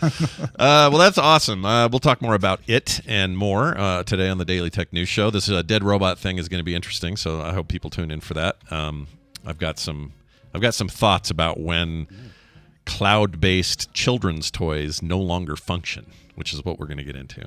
Like Teddy Ruxpin. Yeah. Oh no, that's not one. I'm gonna fight you about it. Yeah. So stay tuned, folks. Yeah. Scott and I are gonna get in a fist fight about that's right. the Moxie. Yep. We got a real point counterpoint planned for this thing. Tom, you ignorant Which means we'll end up violently agreeing at the end. But yeah, we'll see. It'll be fun while we get there. It will be really fun. So tune in today, 2 p.m. Mountain Time, for the Daily Tech News Show. Tom, anything else happening in your world you'd like to tell people about? Oh, yeah. We're doing the last of our experiments that we've been doing with DTNS in advance of plans for, we tweak things every year. And so going into 2025, we're going to do some new things. If you would like to experience those, the experimental DTNS will come tomorrow in your DTNS feeds and on Patreon with me and Jason Howell. Doing DTNS in a different way. And then Good Day Internet will be slightly different as well. You'll be able to get that YouTube, Twitch, and Patreon. And that will have Justin Robert Young, Sarah Lane, Rob Dunwood, myself doing another take on DTNS. So this is the last chance for us to try some stuff based on feedback we've been getting from folks. The last chance for you to see what we're trying and give us feedback. And then next week we'll be able to tell you okay, we took all the stuff we learned from all of this, and here's what we're not going to change. Here's what we are going to change for the coming year. So check that out tomorrow wherever Daily Tech News Show is found. That's awesome. That's the internet, by the way, is where you get that. Get that on the internet. Yeah. I don't send the cassettes anymore, so it's just no. You know him, you love him. It's Tom Merritt. Have a fantastic week. We'll see you next time. Thank you. Bye. All right. Well, we did it. And now what we do is we bring Randy back from the dead. We do. We bring Nicole forward like a bishop on a chessboard. I got a lot of chessboard scenarios in my head this week. I don't know why. I don't know what's going on with that. But it's going to be fun. I know that for sure. So let's get into it. Here we go. Well, what do you recommend? Time for recommendals. Things we've seen on streaming services that we think you people at home might enjoy. Slight twist to that kind of thing with Nicole's today, but very similar. And we're very excited to do it. Speaking of which, Nicole's here. Hi, Nicole. Hi. Yay. How are you? I'm much better than I was last week. Oh, good. We're glad. I'm glad. As the holidays hurtle toward us, I know that you are a big fan of baking a lot of things and prepping and hosting. I made bread for the first time ever. I have gone 48 years. And I've never. Well, I mean, I made. Wait like a minute! bread. During the pandemic, you gave me a jar of sourdough that you had pulled off of your own growth of sourdough. Yeah, didn't you? Pancakes. You what? Oh, you were just using it for the excess, like the. Right. This is a really important question. Are pancakes bread? Oh, gee! You can't come at us like that with a question like that without warning me. Holy shit! I think like sandwich bread. I've never made like sandwich bread. No, it's can not you baked. make a sandwich with pancakes? You as can, the bread? but does it need to be baked in order to be bread? Oh my gosh! Does naan? Is making a pancake on a griddle the same as baking it? Look, guys. I'm just telling you, I made bread for the first time. That's all. I know, but we got as this. As Nicole is concerned, it's the first time. Okay. Yeah. Make a hot dog a sandwich with a pancake. Right. And the answer to that is absolutely yes, Brian. Absolutely, yes, you can. Yes, actually, sounds really good just too. Telling you about my bread maker. I'm very happy. I think it's awesome. Congratulations on the acquisition. Wait. Was there a bread maker, like an appliance, in there? Yeah. I bought a bread maker for the first time. I like those. Are good. Yeah. Those do a good job. Mm-hmm. It's just fun. I'm so impressed. Yeah. So you're all getting bread from me. Sweet. For Christmas. Cool. Dude, excellent. That's great. I just shipped my little. I got some stuff coming to all you guys right now, and it's. I hope it makes for a much more flavorful holiday. So really, Kim is sending us something, you mean? Well, she made something awesome. That's all. Thanks, Kim. Yeah. Thanks, Scott. Thanks. Combined efforts of mostly Kim. Anyway. Listen, I got Sorvino. I'm happy about that. Oh, yeah. We got the Sorvino. I'm so happy I found that file. I've forgotten all about it. And I was just like, oh, we have to. What are we doing? We got to make these. We need to each frame that or something with it. Yeah. Well, anyway, we are about to talk about some recommendals. We're going to start with Brian. Did you even say hi to Randy? Oh, yeah. Well, we had him on earlier, so I think I kind of just threw it all in together. Randy. Yeah. Hi again, Randy. Morning stream. Hi. I'm fine. Hi. Good. Yeah, he was here earlier where he chose Austin Powers for his answer for our contest. Yeah. Have you figured out the 26th James Bond movie? Right. So we were talking past each other that the wiki list doesn't include Never Say Never Again. And I was talking about what the tadpole is choosing from, right? What they're so it's just that it's fine. So there is no 26 is the answer you're saying. There's no 26. Oh, did the tadpole list have Never Say Never Again? That was the question. Yes, thank you. Okay. Okay, James Bond. No, it didn't. No. They didn't have Never Say Never Again in the list. Right. Yes.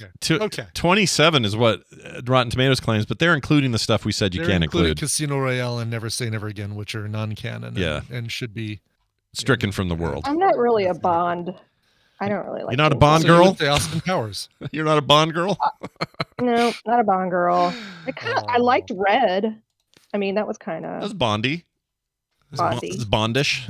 Bond-like. Yeah. Bond-esque. Bond adjacent. I like Bond adjacent. Bondo. Yeah. It's Bondo. I mean, it's a good comic book too. I really read the comic. It's based on it. Yeah. Anyway, well, let's get right into it, Brian. You got a clip here. Do you have a setup for your clip? What do you want? This is a TV series that I snatched out of Scott's hands and because I didn't realize that he had been watching it, and we started watching it and freaking love it, as Scott does as well. What you're about to hear is the aftermath of a student in the school who self-diagnosed with asymptomatic Tourette's syndrome. Perfect. Here we go. Whoops. So after witnessing that, do you still think AT is KS? You still think it's a real disease? Look, it's actually quite simple. Kayla and Chelsea, best friends since freshman year, right? Side by side, socially speaking. Uh-huh. Last month, Chelsea's out for a couple weeks. Remember that? The whole time she's gone, all Kayla could hear is, "Where's Chelsea? Is Chelsea going to be out for much longer?" So then Kayla's getting jealous and she comes up with asymptomatic Tourette's. And it worked. For a time. But then Chelsea starts rallying everyone to be super supportive of Kayla. And what does that do? Makes everybody talk about how great and caring Chelsea is. Chelsea did the same thing to Renee last year, and Renee is still not back at 100%. You know what I'm saying? Who's Renee? Come on, man. She goes by Deirdre in the classroom, Renee in the friend group. Keep up, Marquez. It's just so much information. But that's beside the point. It brings us to today. The events of what happened here in your classroom. Who speaks up on Kayla's behalf? Who started making sure everyone was sympathetic to the journey that Kayla was on? Who renamed the goddamn disease? Chelsea. Kayla's whole gambit to gain sympathy has turned into nothing more than a vehicle for Chelsea's rapid ascent to the upper echelon of popularity. Whew. That's crazy. You got all this from 20 minutes in my classroom? I only needed 10. Okay, I do not know who was just speaking, but it sounded like Sean Astin, and that is an amazing hash. Does anybody use the word hash anymore? Well, no. I don't think I ever used it then. His name is the guy's name is Sean. You got the first name right. Yeah, it's a Sean, but a whole different Sean. Sean Patton. I guess you think all Seans sound the same. Wow. Geez. Yeah, I guess I did. Sean. It says more about. They all sound like they smoke weed every day. So that Sean Patton is there. He is the gym teacher at this school, which is the show is headlined by Brian Jordan Alvarez as Evan, who's the guy who's just learning about Kayla syndrome and asymptomatic Tourette's. This is a show called English Teacher. Yeah. And I have such mixed feelings about that scene too. Yeah, as someone I know. that has ticks now, that I'm just like, oh. Yeah, but what you've got is real. And I know. It is like there's so much in this show that you feel like you've got students who just out of nowhere will say, "I feel attacked," when they're not, even being talked to. Right. But and you're like, oh yeah, okay, that's a thing that does happen. But in this context, it's funny, but it's not always funny. And like there's this weird balance. I mean, basically this is shitoutaluck.com. We should give him the name. She told me. Oh yes, I'm sorry. Well, I did say English teacher. Oh, did you? I missed it. The TV show. Yeah, the TV show is English Teacher. There's an FX show that you can now see on Hulu. Got it. But it's Abbott Elementary, but grittier and darker and AP Bio kind of. Yeah, less. Boy, AP Bio is a better comparison, but less snarky, less sarcastic. And Brian Jordan Alvarez is a much more likable teacher than what's his face from It's Always Sunny in AP Bio. Yeah. But AP Bio is probably another great I example. just started watching AP Bio. I love it. It's so funny. This one's tough because, or this is what makes it different. You've got a lead character who is a gay man who doesn't even fully doesn't even understand all of the terminology even currently with the LGBT community. In some points, there's one point where he has to explain to a class and he kind of gets kerfuffled with that. It's basically it's like millennial gay man trying to deal with Gen Z and Alpha generation. And it's different gay people. The whole vibe is different for him, and watching him struggle with it is such a great like. There's lessons to it. It's very good how he does it. It's so good, and it's awkward, but it's funny and it's heartwarming, and it's poignant. Like it says, these are what kids are doing these days. It's horrible. Yeah. It's got great heart. You've also got Stephanie Koenig as his friend Gwen. She is fantastic. She's like the best friend that you definitely want to have because she's supportive. She is hilarious. There's an episode where she has to teach the cheerleading team how to play football for Powder Puff, and her whole entire segment of that is some of the funniest stuff I've seen on TV in a long time. And then you've got the principal of the high school, played by Enrico Colantoni. Love him so much. He's so great. Galaxy Quest. Yes, I will be heading back to my planet. Just Shoot Me and so many other things. Never bad at any role they ever stuck this guy in. He's always great. And he can even play super dark, like Person of Interest. He was like a crime boss, like one of the most deadly people in New York, and he pulled it off. Like, this guy's normally really funny, and it's like, oh God, this is a really dark character for him. Yeah. He was a murderer in AI, the Spielberg AI movie. He was a killer. Oh, is he really? Yeah. Oh, I forgot about that. Wow. Lots of crazy stuff. And Dad on Veronica Mars, as some people in the chat room reminding us. Anyway, 8 episodes in the first season. That's it. So, boy, is this a quick watch, and it's unfortunate because you are left wanting more. But they're really, really good. They're half-hour episodes on Hulu. Bring some very dark comedy to your holiday season with English Teacher. Yeah, it's really, really good.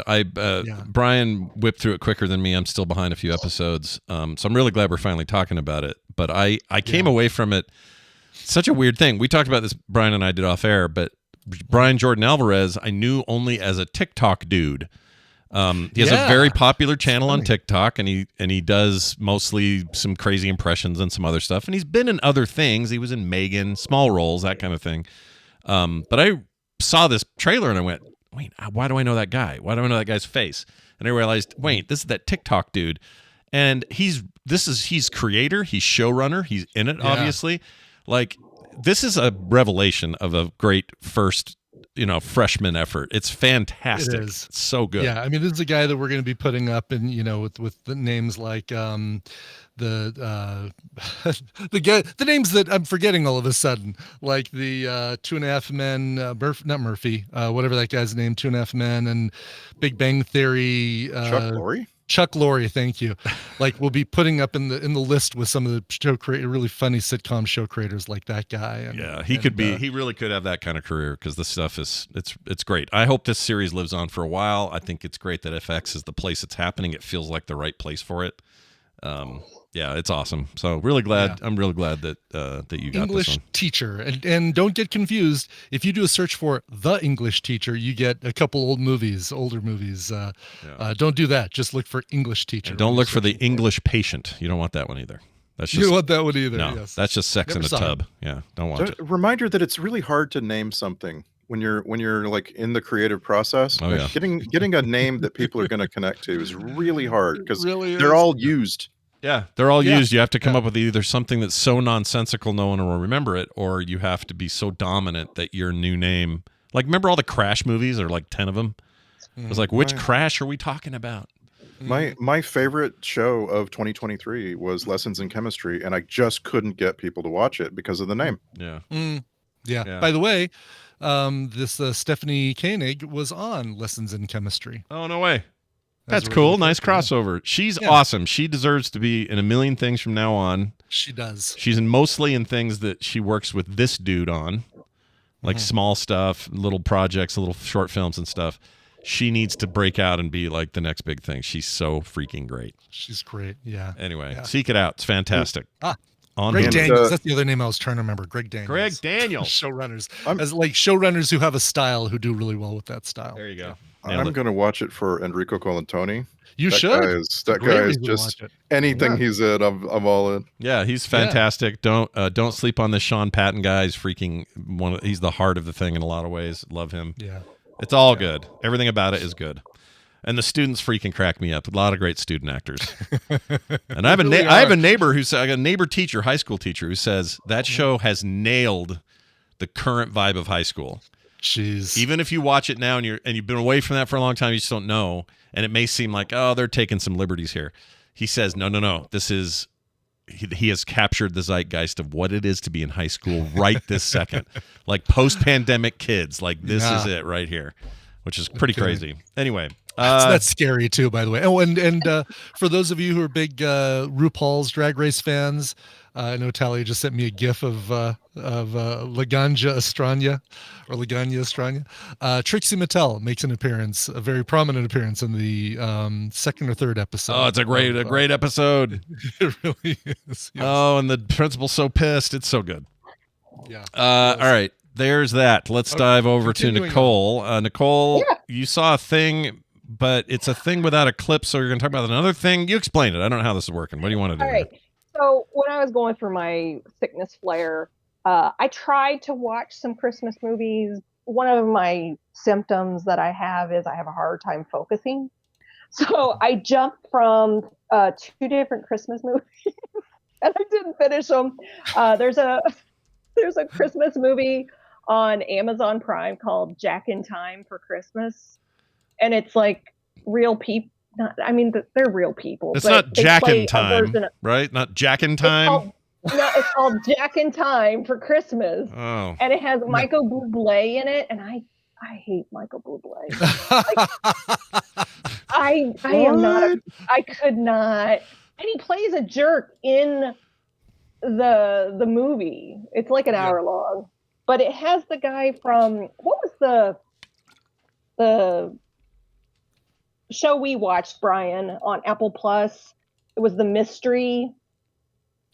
Keep going. And we had to it was like the detective whodunit, and it was 2 seasons, and the one season it was a wedding, and the other one was a high school reunion.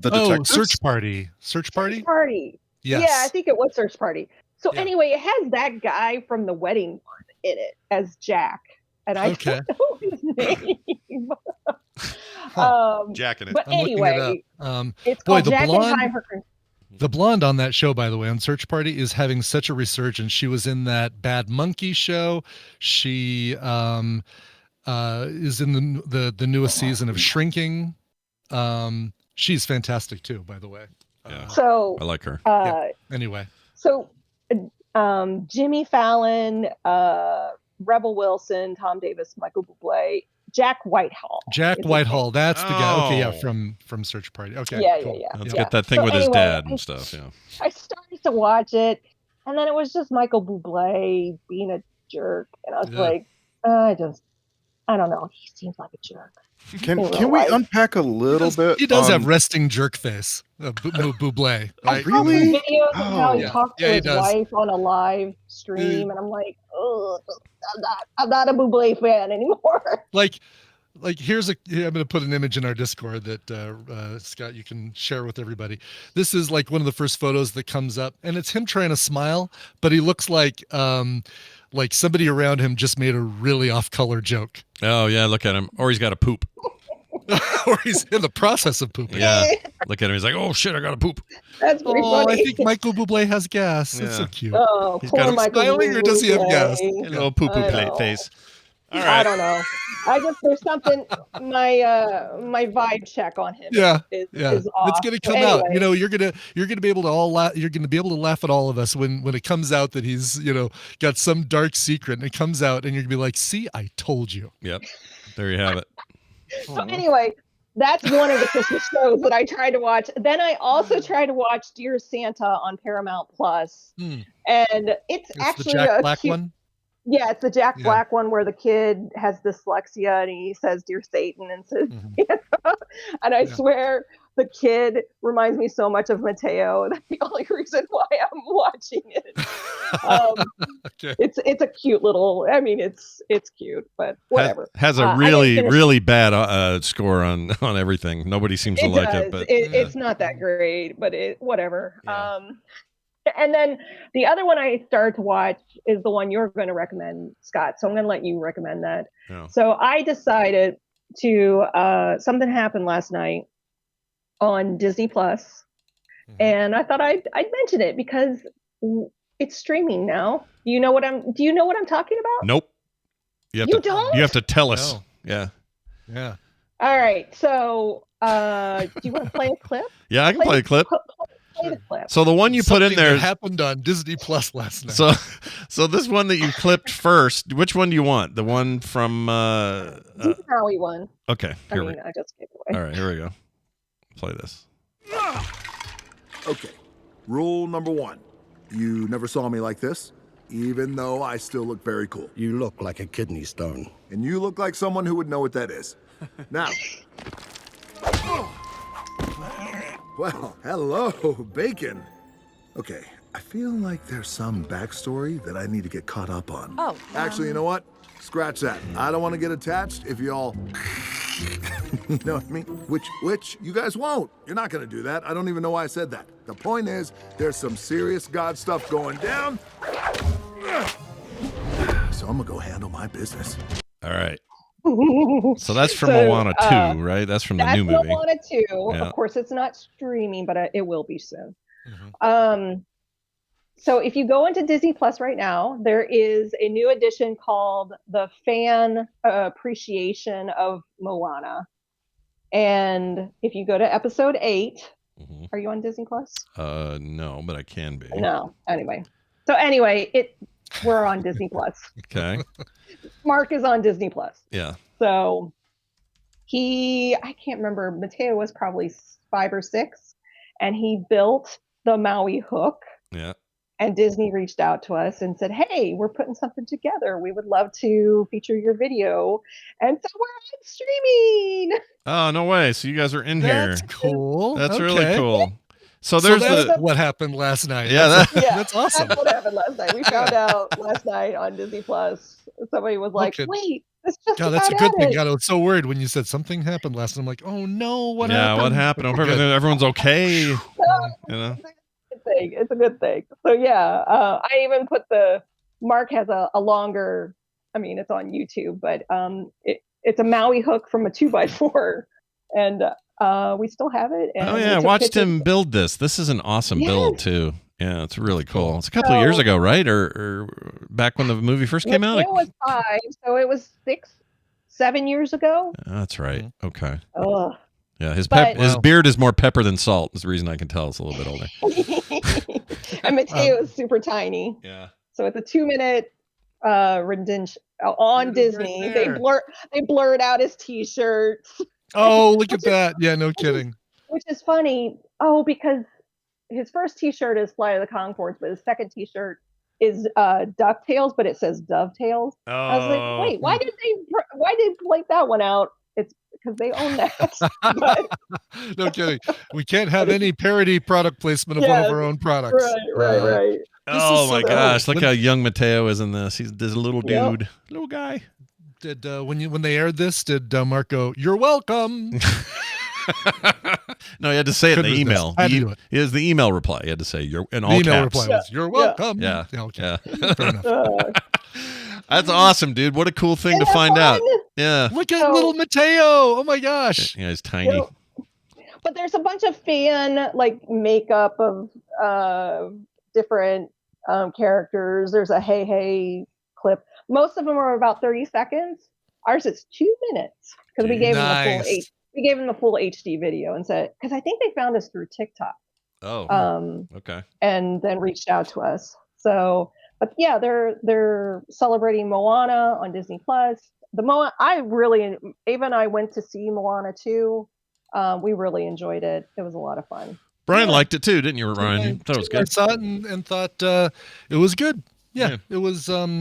It's good Moana. It wasn't as good as the first. But Right. The music wasn't as good as the first. I mean, it's hard to compete with Lin-Manuel Miranda, but But God, it's a gorgeously presented piece of film. Like, it is beautiful.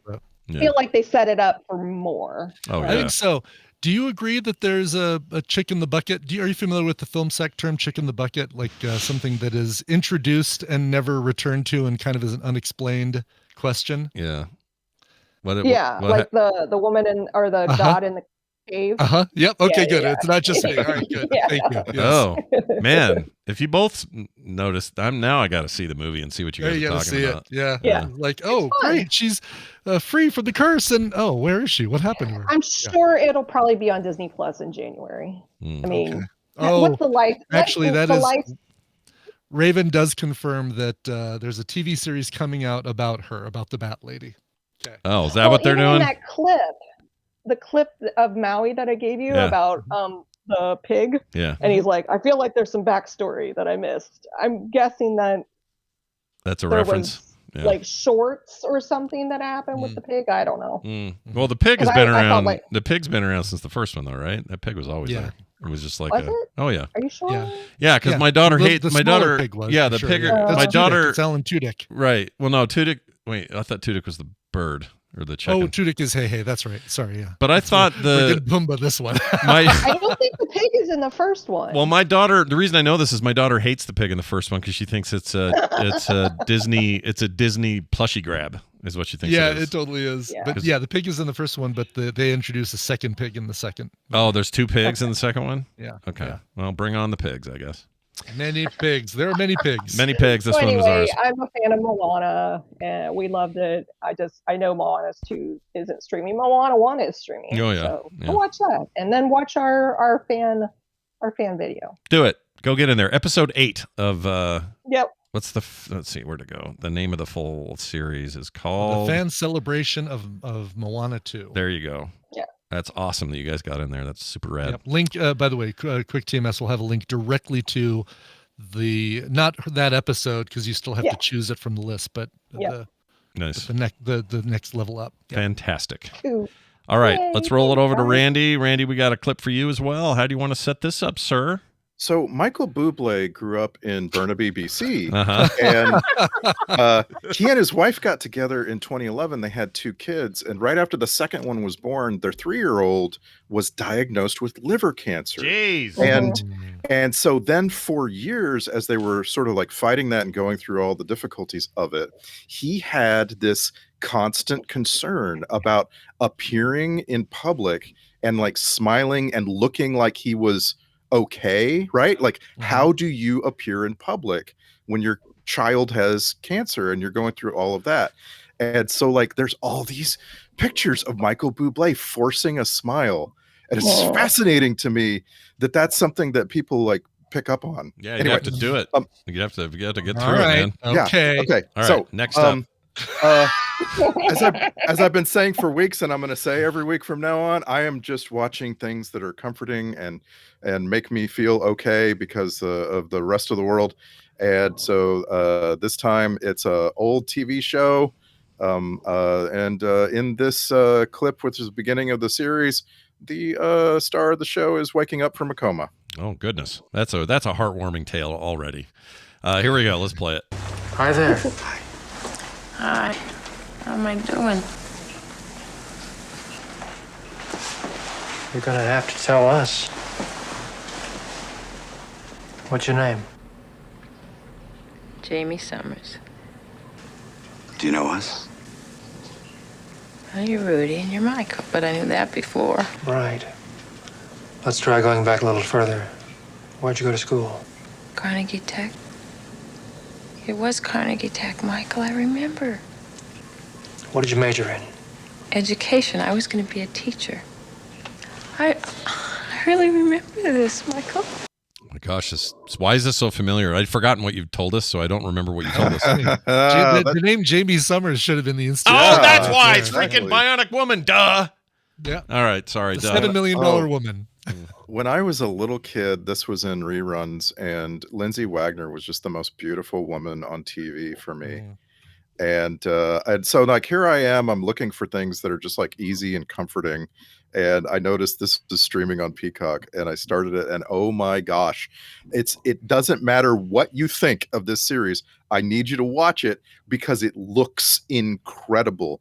The restoration of this TV series on Peacock right now is stunning. It looks like it was just made yesterday with like modern cameras. And I am shocked to hear that, because most of the stuff from that era, television-wise, does not hold up that well now, and that's really interesting. Was it known for that at the time? Like, did we? It must have been shot on film, and the film was very well preserved because, like, it is like a trip in time. It's trippy. I was actually like saying over and over during the first episode, this is trippy. It feels like looking back in time 50 years. Oh, wow. It's bizarre. Like, it's so beautiful. Wow. This TV show.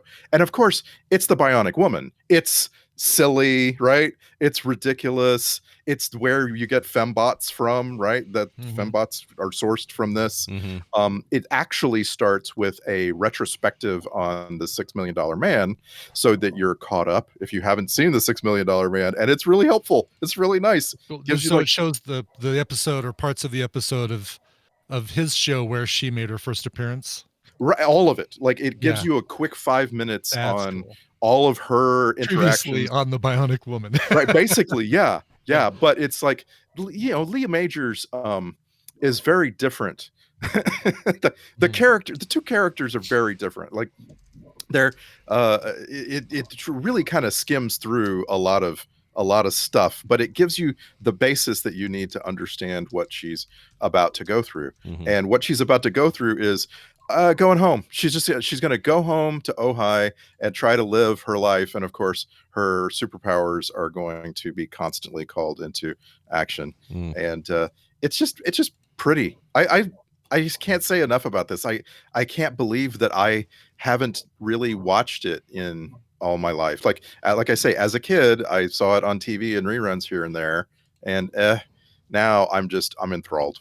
I love those shows. In particular, this one. I remember as a kid even knowing that it was like unusual for a spinoff to be this good.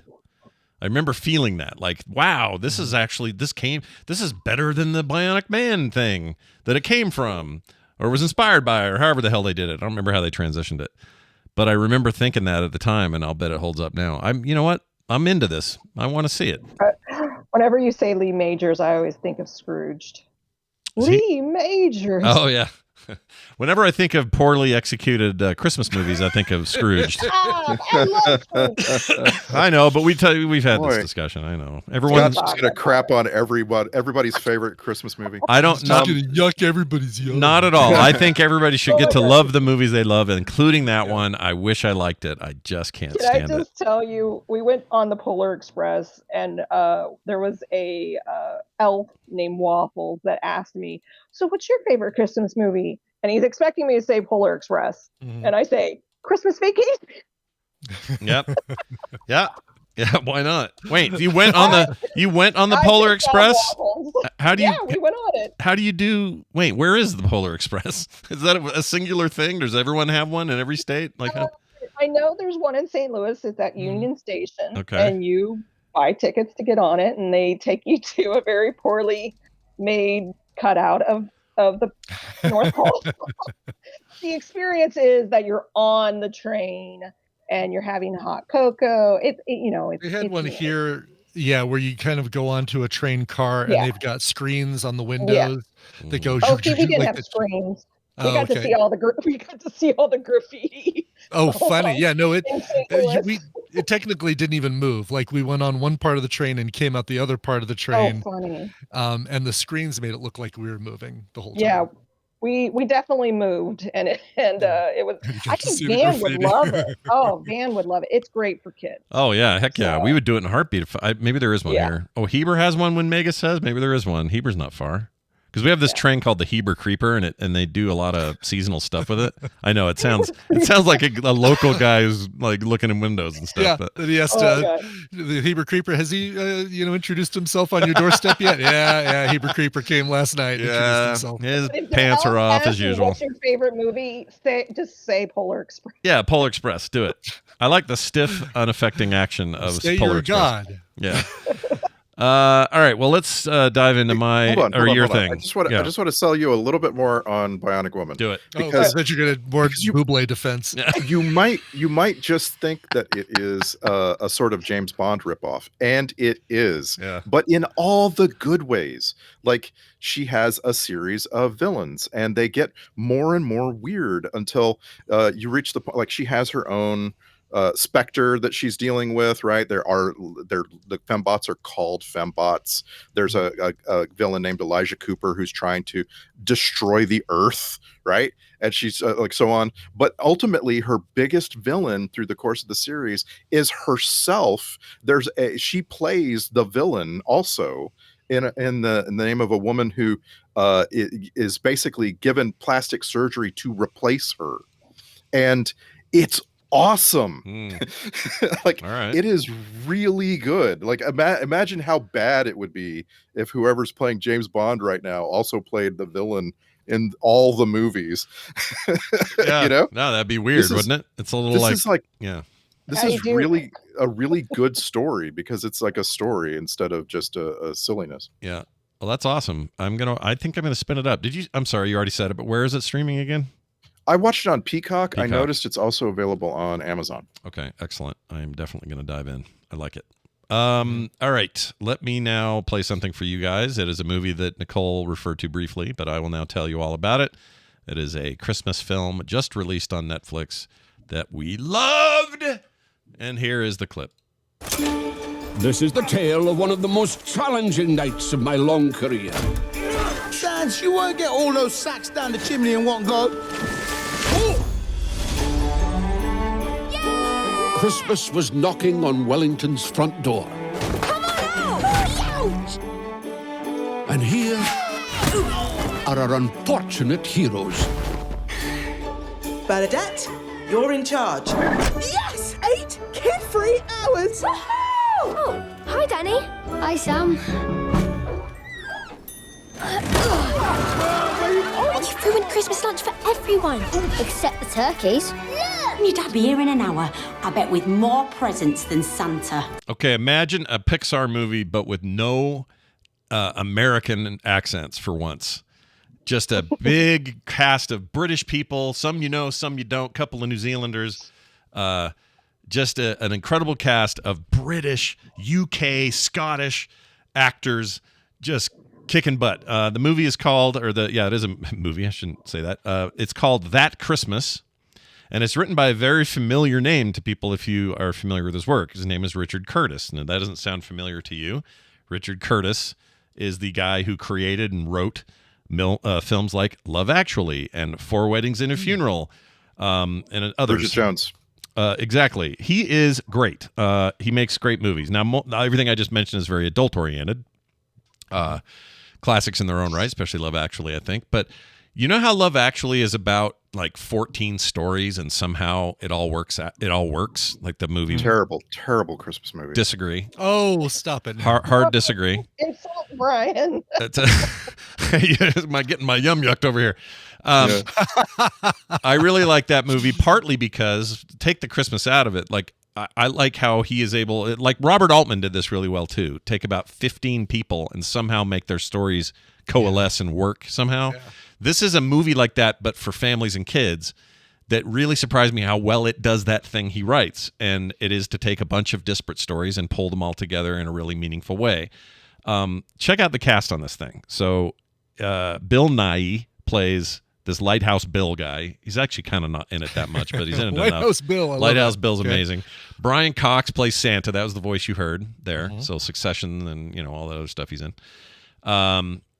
Goose Khan is Dasher. He's fantastic. Anyway. Oh, he's great. He had a great season of Taskmaster, that guy. Yeah, Goose Khan. He's really great. Fiona Shaw, you know her from Harry Potter movies. She's Aunt Petunia. Yeah, right. Yep. She was in Andor as the kind of the mom. Andor's mom, right? Or not mother. Definitely the mother figure for him. But yeah, she's his mom. Adopted mom, though, right? Adopted mom. Yeah, I don't think she was his real mom. But anyway, Jodie Whittaker.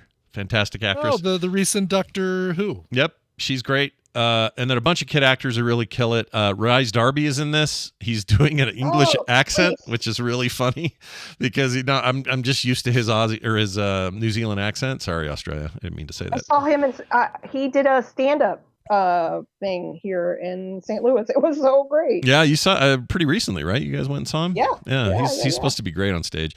Anyway, this cast is really, really great. And this thing has heart. It is freaking funny. My wife doesn't laugh at animated kids movies where they try to be funny. It just isn't a thing she does. Doesn't mean she doesn't like it. Sure. She just doesn't laugh. This movie made her laugh multiple times. And I don't know if it's the British take or I don't know what it is, but she laughed really hard. It's just very sweet. It's got multiple very cool stories that all come together in the end. This is some of the most fun. And we sat down to watch this with no expectations. I was like, all right, how's this going to go? And some people's complaints with it are that it is too many stories that it's trying to tell. I think it does that beautifully.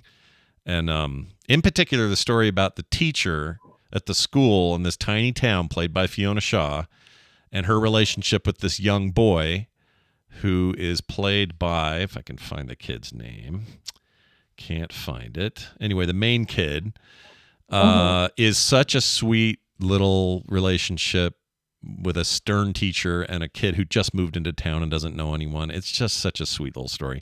I loved this. It's full of action. It's full of heartfelt moments. It's really well animated. And for once, it doesn't sound like snarky Americans doing a cartoon. Awesome. I loved it. I can't wait to watch this. Yeah, this one sounds great. Yeah, really good. Yeah, my kids loved it too. Yeah.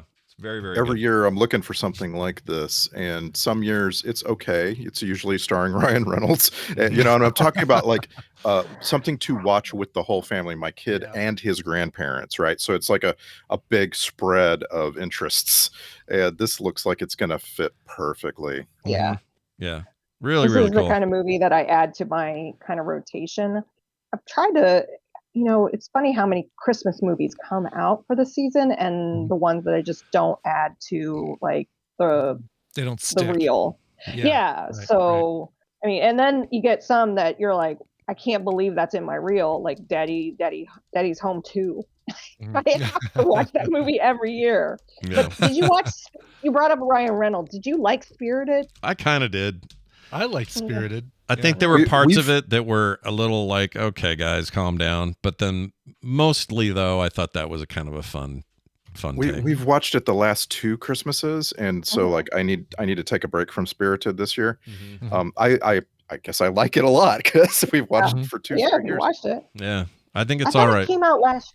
No, I'm missing a year. I think 2 years. Yeah, I think it was 2022. I missed it. I missed a few years. Dude, time is what is time? I don't even know anymore. I'm amazed at how often Rhys Darby comes up on these recommendals. Like it's like, and I'm just thinking mostly about Our Flag Means Death, but it's just like the guy can do no wrong. I love him. Yeah. No, I never get tired of that guy. He can do whatever he wants, and I'll watch it. Even the Voltron remake has him in it. It's fantastic. Does it? Yeah. Oh, that's funny. Yeah, he's great in that. So yeah, anytime he's around, what is he saying?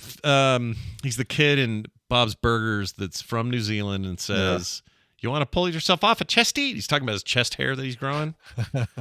Oh my gosh, it's such a great role. Pull off a He's only in 3 episodes of Bob's Burgers, but I think of him as a regular. It's so memorable. His part is so memorable in it. Well, anyway, there are all your recommendals for the week that you can stand. And the best part about it is it's all in one place. It's quicktms.li. Go get them today.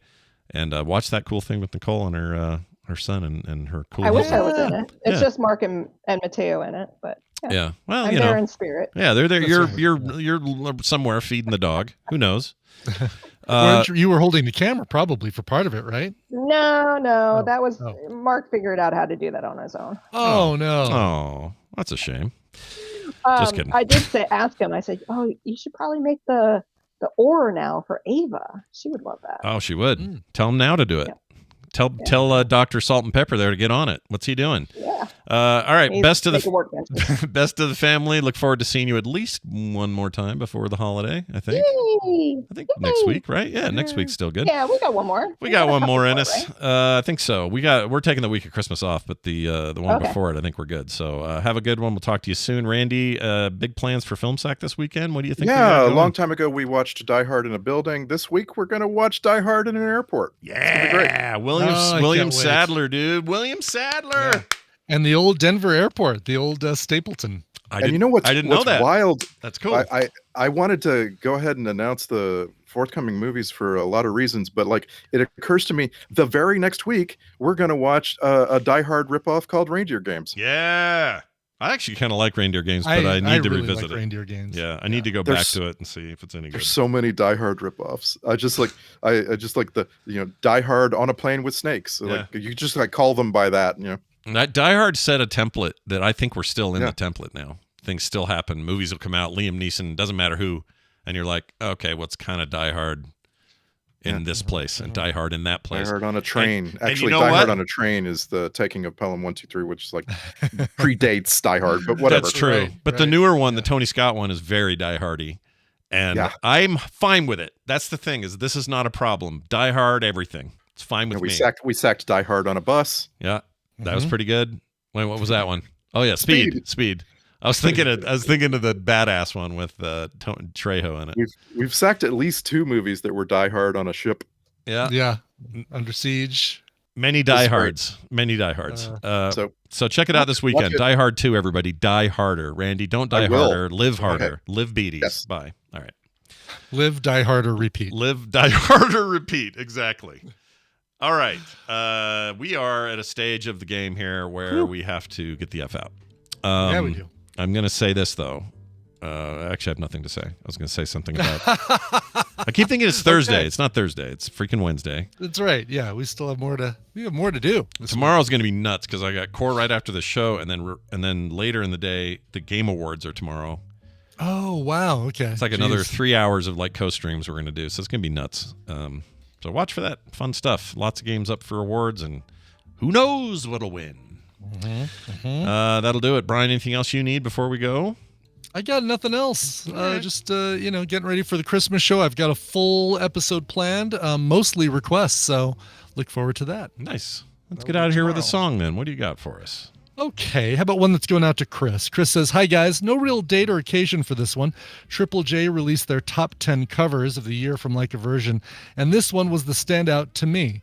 Thanks guys, have a safe holiday period and try to avoid the plague. Cheers, Chris, Brisbane, Australia." Nice. Now what's funny about this is that the request was sent in 4 years ago, and I'm finally getting to this one because it's like, oh, I never played this. I want to play it. So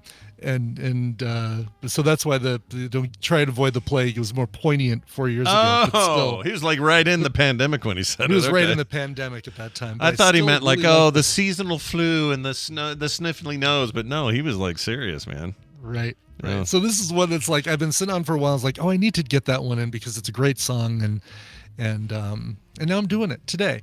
This was in 2020 one of the biggest Like a Virgin songs for the Triple J, and it's a great one. It deserves it. It is Chloe, but that's spelled CXOLE. Silly. And it's her cover of the Cranberries' Zombie. All right, that's gonna do it. We'll see you guys tomorrow for a Thursday edition and a windy return. Yay! Finally. Yep, of the morning stream. We'll see you then. Whoop, that's the wrong one. Here we go. Those pants are made for frogging, if you know what I mean. I actually don't. Frogpants.com. It's the part I was born to play, baby. Yeah. Rest his soul. I miss